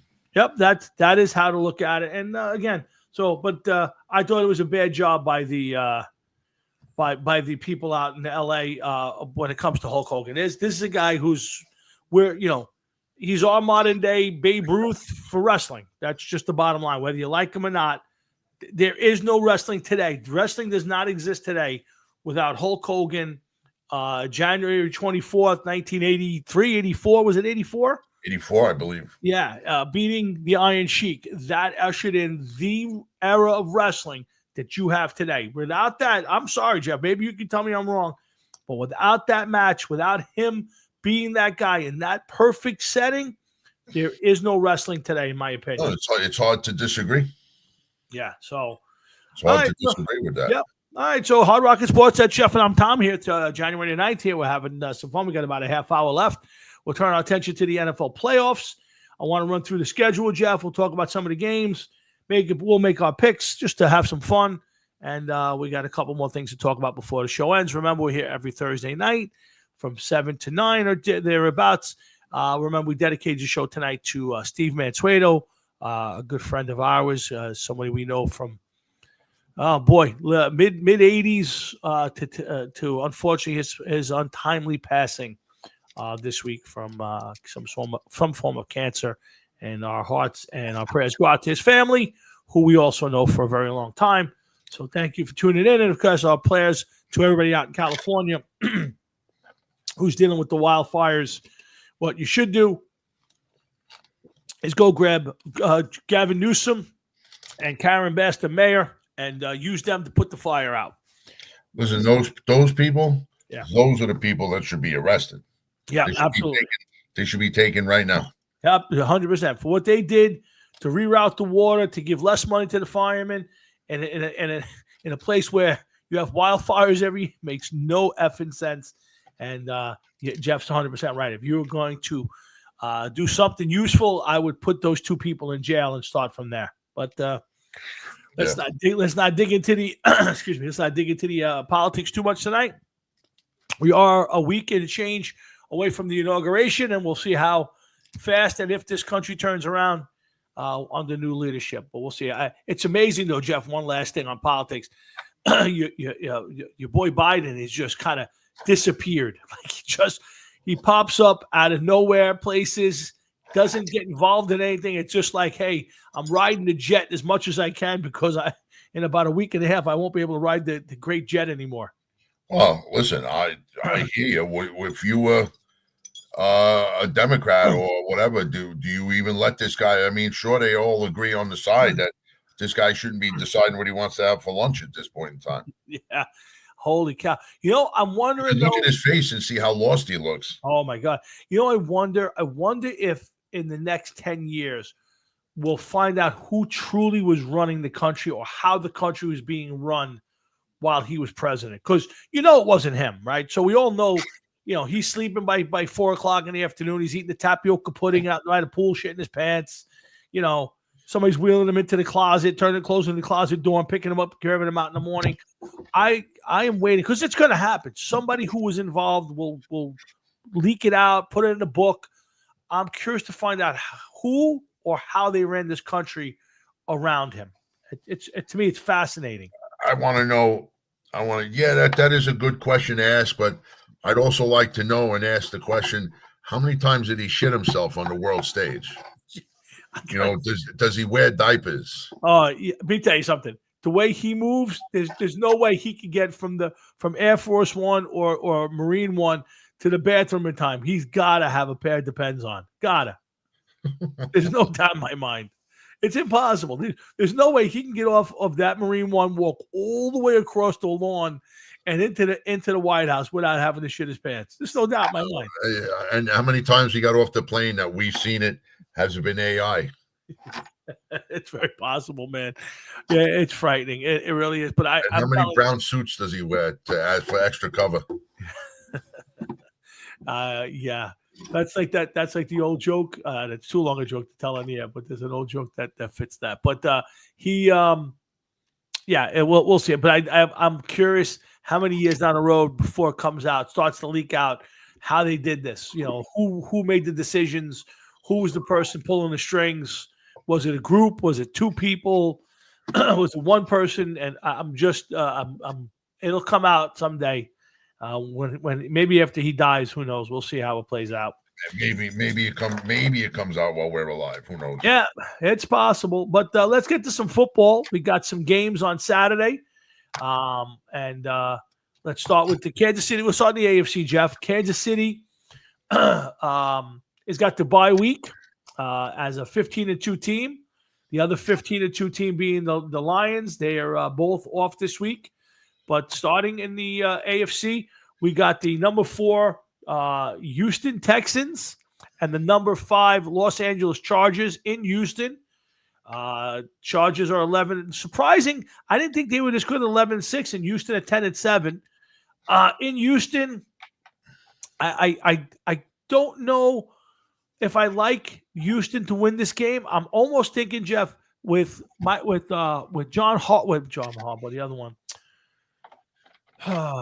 What's the other Harbaugh? Jim Harbaugh at coach, who's been in these spots before, and the better quarterback. I like the Chargers to win on the road this week over Houston. I just think it's a close matchup, and even though Houston's home, I think the better coach and the better quarterback are with the Chargers. It's hard to go against that, man. It really is. I'm going to have to go with it. All right, that's the CBS game on Saturday.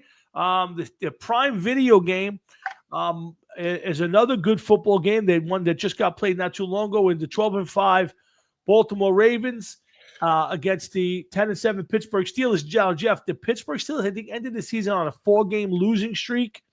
Couldn't put points on the board. There's been talk that they're going to play both Fields and Wilson at quarterback this week. You could see some sort of combination. But I tell you what, this game comes down to one thing, and these playoffs are huge for Lamar Jackson. And the reason I say that is I think Lamar Jackson, in his last 4 playoff losses, his team has not scored more than 10 points. He's on his way to. He was, had another good season, possibly another MVP season, but I think there's too many a couple other guys who have had better ones. This is a big game for Lamar Jackson's legacy. I think if he were to go out there and lose this one or the following week, not play well, this is a big dent in that. This game's obviously in Baltimore. I don't see how the Ravens lose this one. They're the better team. But it would not shock me if Pittsburgh won, but I'm going to say Baltimore on this one. Oh, I can't see Baltimore losing to what do you call it, to the Steelers. I just don't think the Steelers are ready for this. I don't believe in the Steelers. I think the Steelers have an overinflated record, and I think that Baltimore's going to get out of the first round at the very least. Now, would you say that this game, this playoffs in a whole, if Lamar Jackson comes out and plays lights out this week and then goes to Buffalo, say the following week and does nothing, do you think that it's going to permanently dent his legacy? Playoff legacy, yeah. Overall legacy, no. No, because not for nothing, he's definitely one of the more successful quarterbacks in the NFL. The guy performs every season. You know what he may end up being? Like Dak Prescott. Okay. You may end up being a Dak Prescott that plays well during the season, but yet can't do it come the playoffs. Right. It's interesting. I just think that, eventually at some point, you can't just be Mr. November. You have to be Mr. January, Mr. February. And I think if, you only get so many opportunities at it. I mean, he's, not a terrible division, tough conference. He's going to have to get through Buffalo and Kansas City. And, can he do that? I'm not sure. I'm not sure he can. Well, you know what? Let's just see something real quick. I want to grab his stats real quick because I know that he has improved. His passing game has definitely improved. Okay. Baltimore every year, just like the Cowboys, are right up in the middle of the thick of things. Okay, but here we go. We got the stats for him. Okay, for this year, he had 41 touchdowns against 4 interceptions. But he threw for 4,100 yards. He ran for another 915 yards. I don't know. We're going to look up his career stats now and see where he stands with that. He's been in the league a long time, too, by the way. Yeah, it's got to be 7 years. 2018. Yeah. Okay, so the first year, he in his career, he's only hit double digits in interceptions once, and that was in 2021. Okay. He first year he played 16 games. I guess he wasn't starting all the time. He only threw 6 touchdowns, but he's gone 6, 36, 26, 16, 17, 24, and now he's up to 41. this is the first year. Last year, oh no, we hit over 3,000 yards his first full year. Mm-hmm. And then he eclipsed the 3,000 yard mark in 23 and then in 24. He's also, this is the most yardage he's ran for in the last 3 seasons. Because he went from 700 yards to 1,200, 1,005, under 8, a little over 8, and then a little over 9. So, I mean, listen, the guy is successful during the regular season. Right. But, not so much during the playoffs. But he has gotten a little bit better. And, I mean, 41 touchdown passes against 4 interceptions, that alone is going to get him a look for MVP. Sure, absolutely. And again, I don't think anybody questions his regular season record. Again, not the greatest division in the world, but again, not terrible either. I mean, Pittsburgh and Baltimore, Cincinnati, Cleveland, it's not the worst division in football. It's a tough division. But I think he has to have a good playoff, and they have to win some games. If they were to lose this game to Pittsburgh, boy, oh boy, I think he would get roasted, and nobody's going to pay attention to his regular season for a while. I don't think they're going to beat. I think they'll beat Pittsburgh. Yeah, I would agree. I think, yeah, Pittsburgh starting both Wilson and Russell Wilson and Fields shows a little indecisiveness, and they're going to go play by play, so to speak. I just don't think that's the way to do it. So let's talk about real fast Mike Tomlin's legacy. We have boy buddies with a big Steeler fan who blasts Tomlin all over. I mean, the guy's got no quarterback to speak of. He's 10-7 in a tough division, in the playoffs again. If he were to lose and go out 1-1, I mean, at some point, if you're Pittsburgh, is this success? Like, we're talking about Shane and Dable make the playoffs. If you're Tomlin and you're going 8-8, 9-8, 10-7, and you're getting into the playoffs barely, but then you're getting bounced. At what point is that starting to become a failure? I don't know, Tom, because let's put it this way. His regular season record, all right, is 183, 107, and 2 ties. It's not bad. A postseason, he's 8-10, and his career is 191 and 71 and 2 for a 619 winning percentage. What has he done wrong? Not win playoff games enough lately. Well, he hasn't won a playoff game in, I think, 14 years or whatever it is. They said 8 years. Yeah. But even at that, he's 8-10 in the playoffs, and he's been to the Super Bowl twice. While I understand what you're saying, I think about this. He went to 2 Super Bowls, right? So there's 2, let's say 7 wins because he won one of them. So other than the 2 Super Bowl years, he's 1-10, 1-9. Yeah, so, but and the last team's in 2011. So it's 13 or 14 years ago since he's even gotten to a Super Bowl. So I'm not disagreeing, and I'm saying, to me, it's the modicum of being in it every year. He's always around the playoffs. They've never really been out of it. They've never been under 500. So it's successful. But if you're going 14 years and you're not smelling it, again, what point do you say maybe it's time for a change? Well, listen, I hear you, but you as a Giant fan want to keep Shane and Dable. Yes. And don't want to make a change. What do you think that a Steelers organization thinks about Mike Tomlin? I never said I would get rid of him. I'm not telling you that I would get rid of him. I'm just saying, if you're a Steeler fan or you're a football guy and you're looking at it and you go, okay, every year they're competent, they're in it. December, you're playing good games, you're in the playoffs, but we get to the playoffs and we're out in the first round.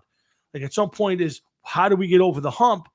I don't know. Maybe they got to draft better. Maybe, I mean, they can't. When was the last time they had a good? Roethlisberger was the last time they had a good quarterback. What's that? 5 years now? 4 years? Well, I don't know what year, how long ago Roethlisberger retired, but I know this much. Even with the people that they've had at quarterback, here they are. They're in the playoffs again. I agree.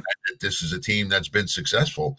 While I understand everything that you said, and I could agree with it to an extent, you're still, think about what you're saying. You want to get rid of a coach that's been very successful. If he was to get fired, he would get hired probably tomorrow. interview. You know, I've heard rumors this week that there were teams that were trying to trade for not only him, A but couple for different coaches. him and O'Connell, the Viking coach, because he doesn't have a contract after next year. Yeah. So they're saying that there's a chance that people are trying to make trades for these guys. Now, if you're Minnesota, I think you're crazy. If you're Pittsburgh, I don't know. Are you crazy? Again, would I keep him? Yes. I want to be competitive every year. I want to know that I have a chance every year. And whether you like Tomlin or not, and I don't honestly think he's a great offensive or defensive mind, but every year his team is 500 or better. And in December, you're still talking about the Steelers in the playoff hunt. So to me, I don't know why you'd be unhappy with that. But if you look online, a lot of our friends who are Steeler fans blast the shit out of him come, December. Yeah, I listen, like you said, every year they're in it though. I don't understand what the problem is with those people and that fan base is they've never lived life like a New York fan base. I agree with you 100%. These are people that would end up hanging themselves in their shower. Go out and be a Jet fan, Giant fan, a Cleveland Brown fan, up until the last couple of years, a Detroit Lion fan, and then you'll experience you kiss the toes of Mike Tomlin for what he does for you every year. So, yeah, I mean, listen, oh gosh, sorry, man. All right. Every year, all you got to do is get in it. That's it. You've been proven. Wild card teams have won the Super Bowl. Absolutely. Teams at 9 and 7 have won the Super Bowl. All you got to do is get there. You just got to get there. That's all you got to do is get there, and you have a chance.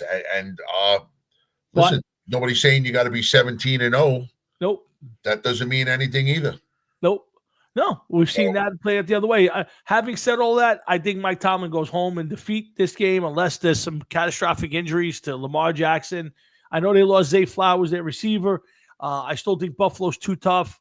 At home, I'm going to take Baltimore to win this game. I'm going to tell you by a couple touchdowns. This is going to tend to almost be a blowout because Pittsburgh's got no offense. Baltimore every year, not for nothing, but with Baltimore, every single year with Baltimore, they always seem to have injuries up the ass all year round. Yep.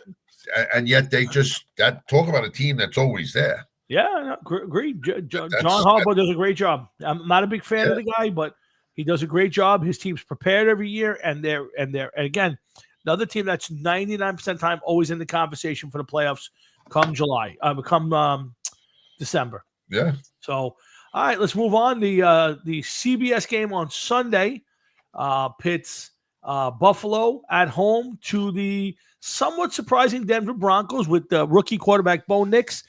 Our good buddy Matt Salitri has picked Denver as his big upset this week. He feels Bo Nix and that team could play in the cold weather. They're not going to be intimidated. They've got a lot of sacks. I agree with a lot of that. I don't see a rookie quarterback going into Buffalo and beating what I think might be the best team in the AFC with the best quarterback in the AFC, maybe in football, in Josh Allen. Now, they've been known to have some bad stinkers also, Jeff, in the playoffs. But this one, I will say that Sean McDermott gets that team ready. They're going to rattle the kid quarterback. And I think Buffalo wins this one going away. I think this is a blowout. If you're asking me, there's no upset in this one. I think Buffalo wins this like 35-12, 35-15, a bunch of field goals for Denver. And I think that Denver gets their breaks the cherry for the quarterback in the playoffs, but I think Buffalo wins this one going away. Yeah, it's hard to it's hard to not agree with that. And listen, Denver had a pretty good year, but for reasons that I don't want to really say too much about, I hope they lose. And if you're watching, I hope they lose. And I hope they never win again until the Jets win. I don't think that's going to happen, but I don't think Denver's quite ready for this at this point. Now, listen, anything's possible. I just don't see the Broncos going on the road, rookie quarterback, and getting to rattling Josh Allen enough to beat them at home. If this game was in Denver, maybe I don't know. I just think when it comes to the best position on the field or the most important position on the field, the Buffalo Bills have the best player by far, and I think they'll win going away on this one. So, I hear you. so I think both of Jeff and I both like the Chargers. We both like the Ravens, and we both like Buffalo in the AFC on Wild Card Weekend. On the other side, Detroit, Jeff gets the week off after a very impressive win over the Vikings on Monday Night Football. So we'll talk a little more about the Lions next week and some of the flaws I still see in them. But let's get to the games. On Sunday, we got two more games to go along with the Buffalo game.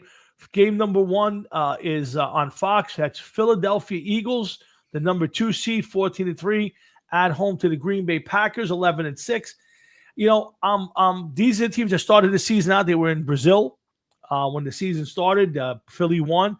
I don't think, I heard a couple people say they think Philly's the best team in football, certainly in the NFC. I don't see it. I think they're a flawed team. I don't think their quarterback's very good. I think there's a lot of issues between the quarterback and some of his receivers. But I don't see Green Bay going into Philly this weekend and beating them short of. Now, again, I said the same thing last year about them going into Dallas, and they killed Dallas in the playoffs last year. But I think Philly's a little more of a complete team. They'll run the ball, and that's a tough environment. I'm going to take Philly to win this game. A couple of touchdowns. I don't know what the score is going to be, but it's hard to say that Philadelphia is not going to win it. They have one thing that Green Bay doesn't have. That's a little bit more playoff experience. Yep. So I'm going to have to say I'm going to go with the Philly. I would love to see Green Bay win it. Me too. But I'm going to go with Philly. I'm with you. The next game on Sunday, Tampa Bay at home, a surprising number 3 seed. It's Baker Mayfield's a number 3 seed team with his Tampa Bay against the Washington Redskins, 12-5.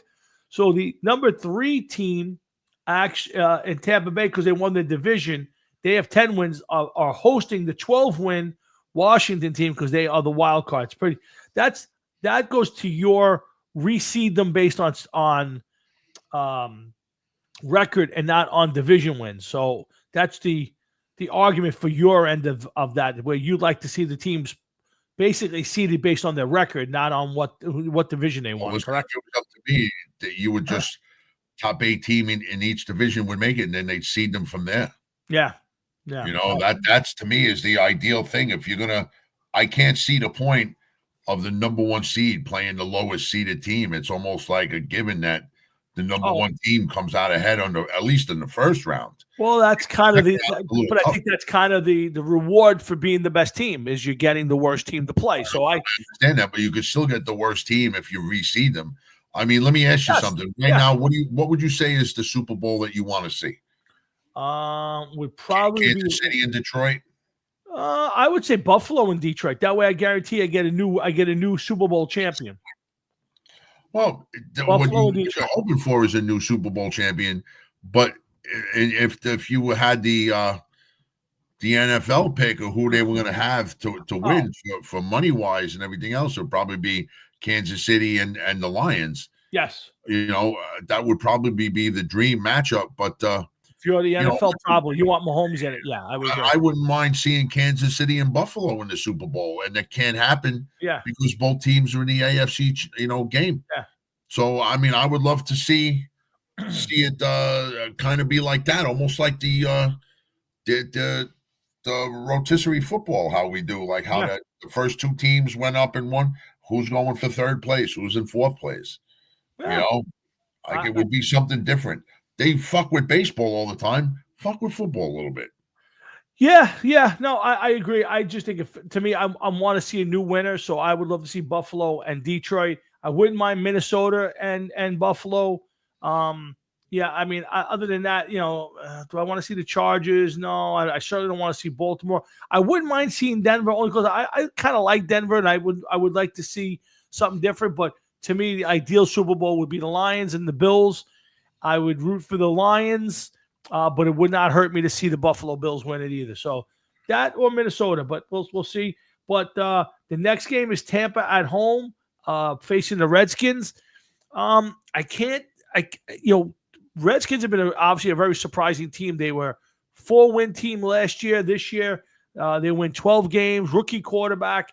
I think the pressure gets to him a little bit. He's had a rough stretch down the road. I think he's getting a little tired. He's a very slight guy. I think Tampa wins this in a close one. I think this could, would you call this, if Washington won this game, would you call it an upset because they're the 6th seed and they lose to the 3 seed? No, I think that Washington is actually the better team. Yeah, so you would say, to me, Tampa winning this game is almost the upset. No, even though they're home and the 3 seed. I actually think that this is one of the playoff games that kind of like the only people that are really going to be interested in it are going to be the people that are the fan base of these two teams. I would agree. Like maybe the Rams, Green Bay and Philly, that could draw a lot of interest. Sure. Whoever Detroit plays in the next round could draw a lot of interest. Yeah. Buffalo and Denver may draw interest, but Washington, Tampa Bay, that may be like, I had to take the kids out and Junior had a soccer game and, I missed that game, but fuck it. I was checking the score on my phone. Yeah, I would say if there's a game all weekend that I have no problem missing, it would probably be that one or the Baltimore-Pittsburgh game. But I would say that one would probably be the game if I was going to pick it. I'll say this: I'm rooting for Tampa. I think they have the better defense. I think they're playing well and they're home. I'm going to take Tampa in this game to win a very close game. This could go down to last drive, field goal, who makes the last play. I don't think it's a big scoring game. I'd be surprised. I think it's, 28's, 31-28, 28-27. But I think Tampa squeaks it out. I think they're a little more seasoned, and I think they have the better coach. I'm not a big fan of Dan Quinn. Has shown himself in the playoffs to be a bad coach twice. So Tom will tell. Let's see if he's made up for it. He's got a rookie quarterback, and a lot of people think that he's pretty good, and we will see. Yep. Who are you taking? Who do you like in this one? I like Washington. Okay. All right. Jeff likes the Redskins. This is the first one where we differ on. Okay. Last game of the weekend, Jeff, Minnesota on the road against the Rams. Now, this should have been played in LA. It's going to be moved to Arizona. If this game was in Los Angeles, would you have favored the 10-7 Rams over the 14-3 Minnesota Vikings? Does it matter? The Rams was one of those teams, like, I don't understand. They lost their last game of the season. Mm-hmm. And since Seattle won, and Seattle still didn't make the playoffs with the same record. So the Rams are kind of a team that I don't want to say backed into the playoffs because that's not true. But somehow, some way, they're in the playoffs. Good for them. And I just didn't think that they were a good team all year. I just didn't get that feeling from them. So I would like to see Minnesota win, not because of Sam Darnold. I just like to see Minnesota win. Yeah, I would agree. I would agree with you. I think I like Minnesota. I know up until this last game against the Lions, I thought Sam Darnold had a really, really almost a great year, probably a great year. The team had a great year. I thought they were just a little off against a team they should have beaten, and they should be the number 1 seed had they beaten them. And I thought Darnold was, the first time I looked at him and said, he reminds me of the old Darnold to a certain extent. He couldn't put points on the board, kept missing open receivers. He needs to have a big game, like I said earlier in the show. He needs to have a big game here for them to win and for his future. And I think they could win this game either way. I've never been a big proponent of the Rams. I agree with you. I didn't understand it. I think they survived, and I think Stafford gets good way to put it. They survived. Yeah, I think Stafford gets shown up in this one, and I think Sam Darnold has a big game. I'm going to pick the Ram. I'm going to pick the Vikings to win this one. Not a blowout, but they'll win by 10 points or better. I think, in my opinion. Here's open. Uh-oh. I don't know what happened. If I'm off, he's off. We'll give him a minute, see if he comes back on. I don't know what happened there.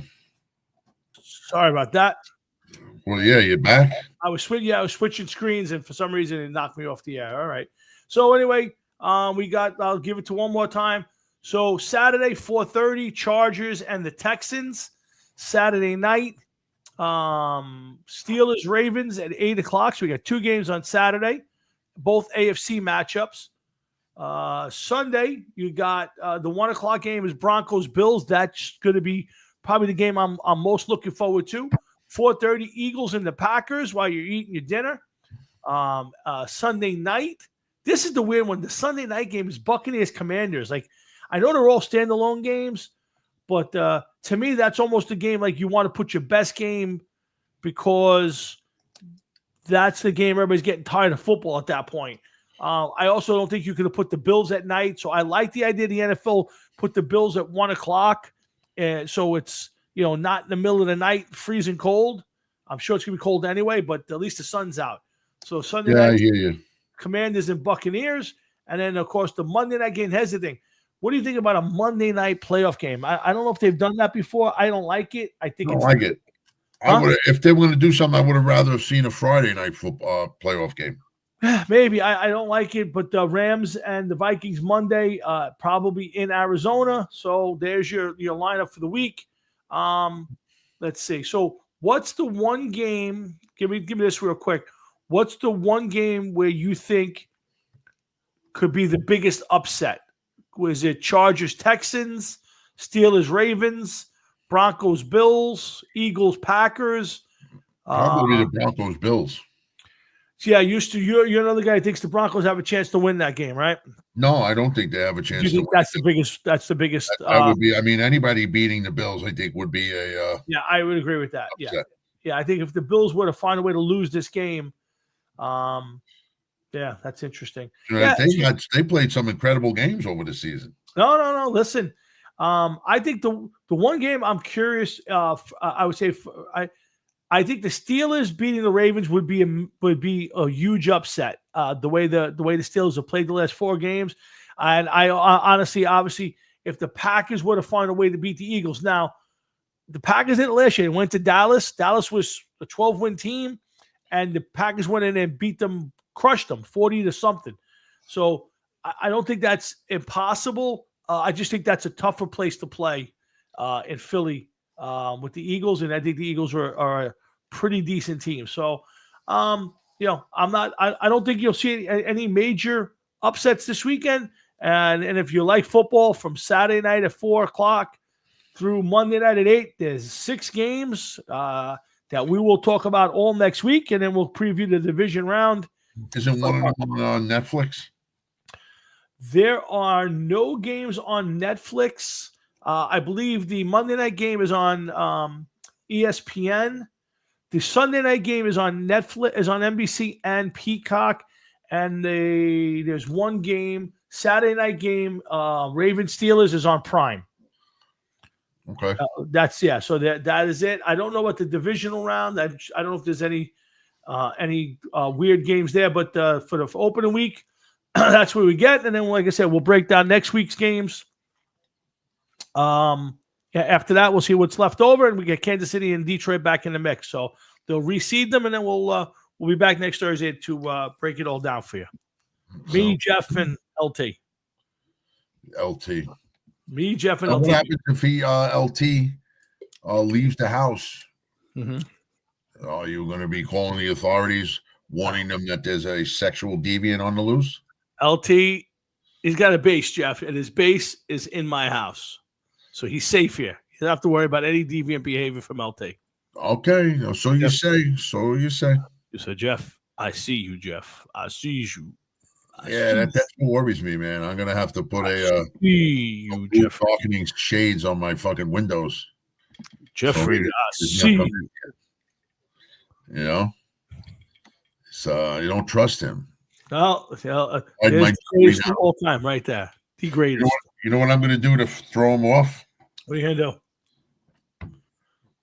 I can't see what that is. I can't see what that is now. I'm going to show you. It's one of those jeweler glasses. Uh-huh. You can look. So I'm going to put this by the shitty stuff. So when he sees it, he'll think that that's where the good stuff is, and he'll take that instead. LT's not a thief. He's a lot of things. Thievery is not one of them. Yeah. sexual deviant, and It's possible. cocaine. It's very possible, but he's not a thief, Jeff. He's certainly not a thief. Oh God, what a Anyway, so again, the challenge has been made. Jeff and I will be playing a pre Super Bowl version of the Super Bowl, maybe live here on the air. Who knows? Maybe we'll throw it up on the screens, and we'll broadcast our PlayStation battle. Whenever two teams make it to the Super Bowl, Jeff will represent the AFC, and I'll represent the NFC. PlayStation 5 on Madden 25. Is that correct? Or are we going old school Madden? I know you got Madden 07. Yes, I do. And it was hideous to play. Was it hideous? Oh, my God. Dude, it was so bad. So bad. I picked January, right? The weather in January. And they showed the same look on the same guy pretty much standing next to one another, like 3 or 4 in a row. And they were just like this. With smoke blowing. That was January. Gameplay was so slow. Oh really? God. Well, basically, what made you go back and buy that far back? Was it like $1.99? Well, I didn't buy it. I had it. Oh, really? Yeah, I have PS3. Okay. And I just wanted to see how much the gameplay has changed over the years. And I can say that to say that it's changed over the years is a fucking understatement, man. Yeah, you've been playing PS5 for a while. It's a big difference, right? The what? And you've been playing PS5 now for so long. It's got to be a huge difference. I just going back and playing games on PS3. Like I got PS3 up here in my bedroom. I got PS5 downstairs in my screen. And PS5 may have to go into the basement. I don't know yet. I got to see. Oh, the chill is building. It's just too cold down there, man. Okay. Yeah, it's way too cold. Way too cold.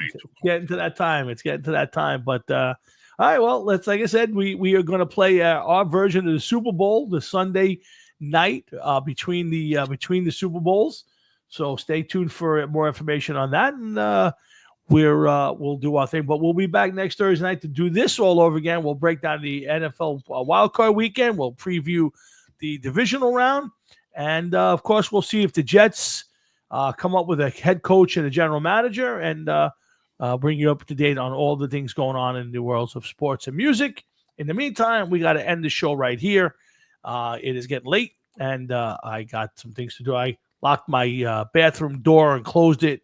And I don't have a key. I have to kind of break into my own bathroom at this point when I get off the air. So, oh man, that sucks. Yeah, it's okay. Yeah, I'll figure it out. There's a piece of molding there. I can peel that back and then probably get in there with something to pop it. So, but it's 2 years in the house, and the first time I've done that. So I don't know how I managed it, but I did manage it. So I have to do that. You only have one bathroom?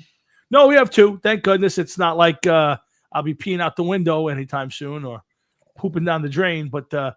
Well, that's what I was hoping for. Yes, no, it will not. We will not come to that. But I do have my favorite of the 2 bathrooms is locked, and it's kind of where I do my best business. So I kind of like the home field. It's like my home field. If I had to go in the other one, it's like the Rams moving from LA to Arizona to play a game. It's like you can do it, it just ain't the same.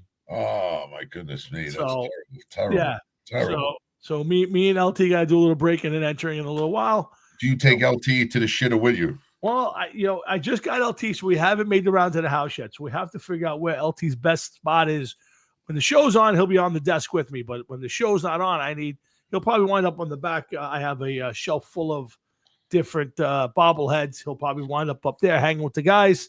And then every Thursday night, he will make his appearance on the show. To haunt Jeff. Wouldn't it be safer for him to be out of harm's way and put him like on the shelf? And I'm sure right after this conversation, he wants to leave now. I'm sure at this point he's tired and wants to go join the guys. He'll set up there with No. He wants to run out into the cold and never come back into your house again. Very possible too. It's very possible. Nope, LT's going to stay safe in the house. It was a very nice gift. A good try by Lou Pica, but still a good gift. But a good try to hold off on coming through with the football that I've been promised.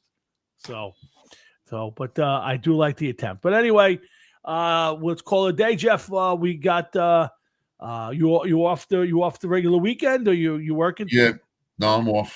Thank God. Okay, so tomorrow and Saturday, Jeff's off. Yes. February 1st, I saw Middle-Aged Delinquents have a show. Is that correct?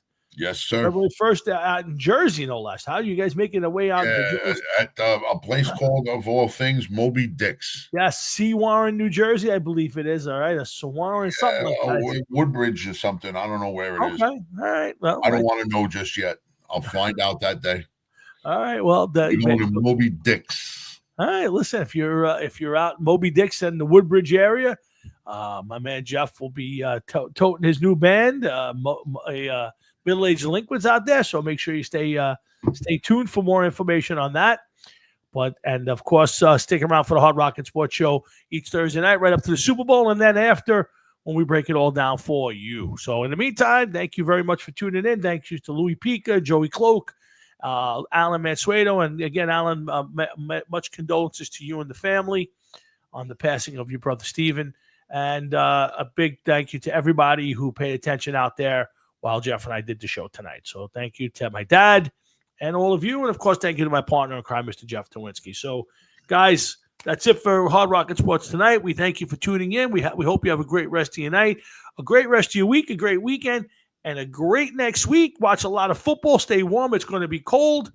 And come on back next Thursday night to hear Jeff and I break it all down for you all again. So for Jeff Towinski, myself, and everybody at the Hard Rock and Sports Show, including the great Lawrence Taylor, have a great night. And we'll see you next Thursday on the Hard Rock and Sports Show. I'll talk to you off the air. Give me a couple minutes if you want to do the game. Just give me a couple minutes to fix the bathroom thing, and then I'll text you if you want to get on. Just text me when you're ready to go. I got to go take the dog out and have a little snack and stuff like that, and shut this down up here. Matter of fact, what time is it now? It's 9:10. Yep.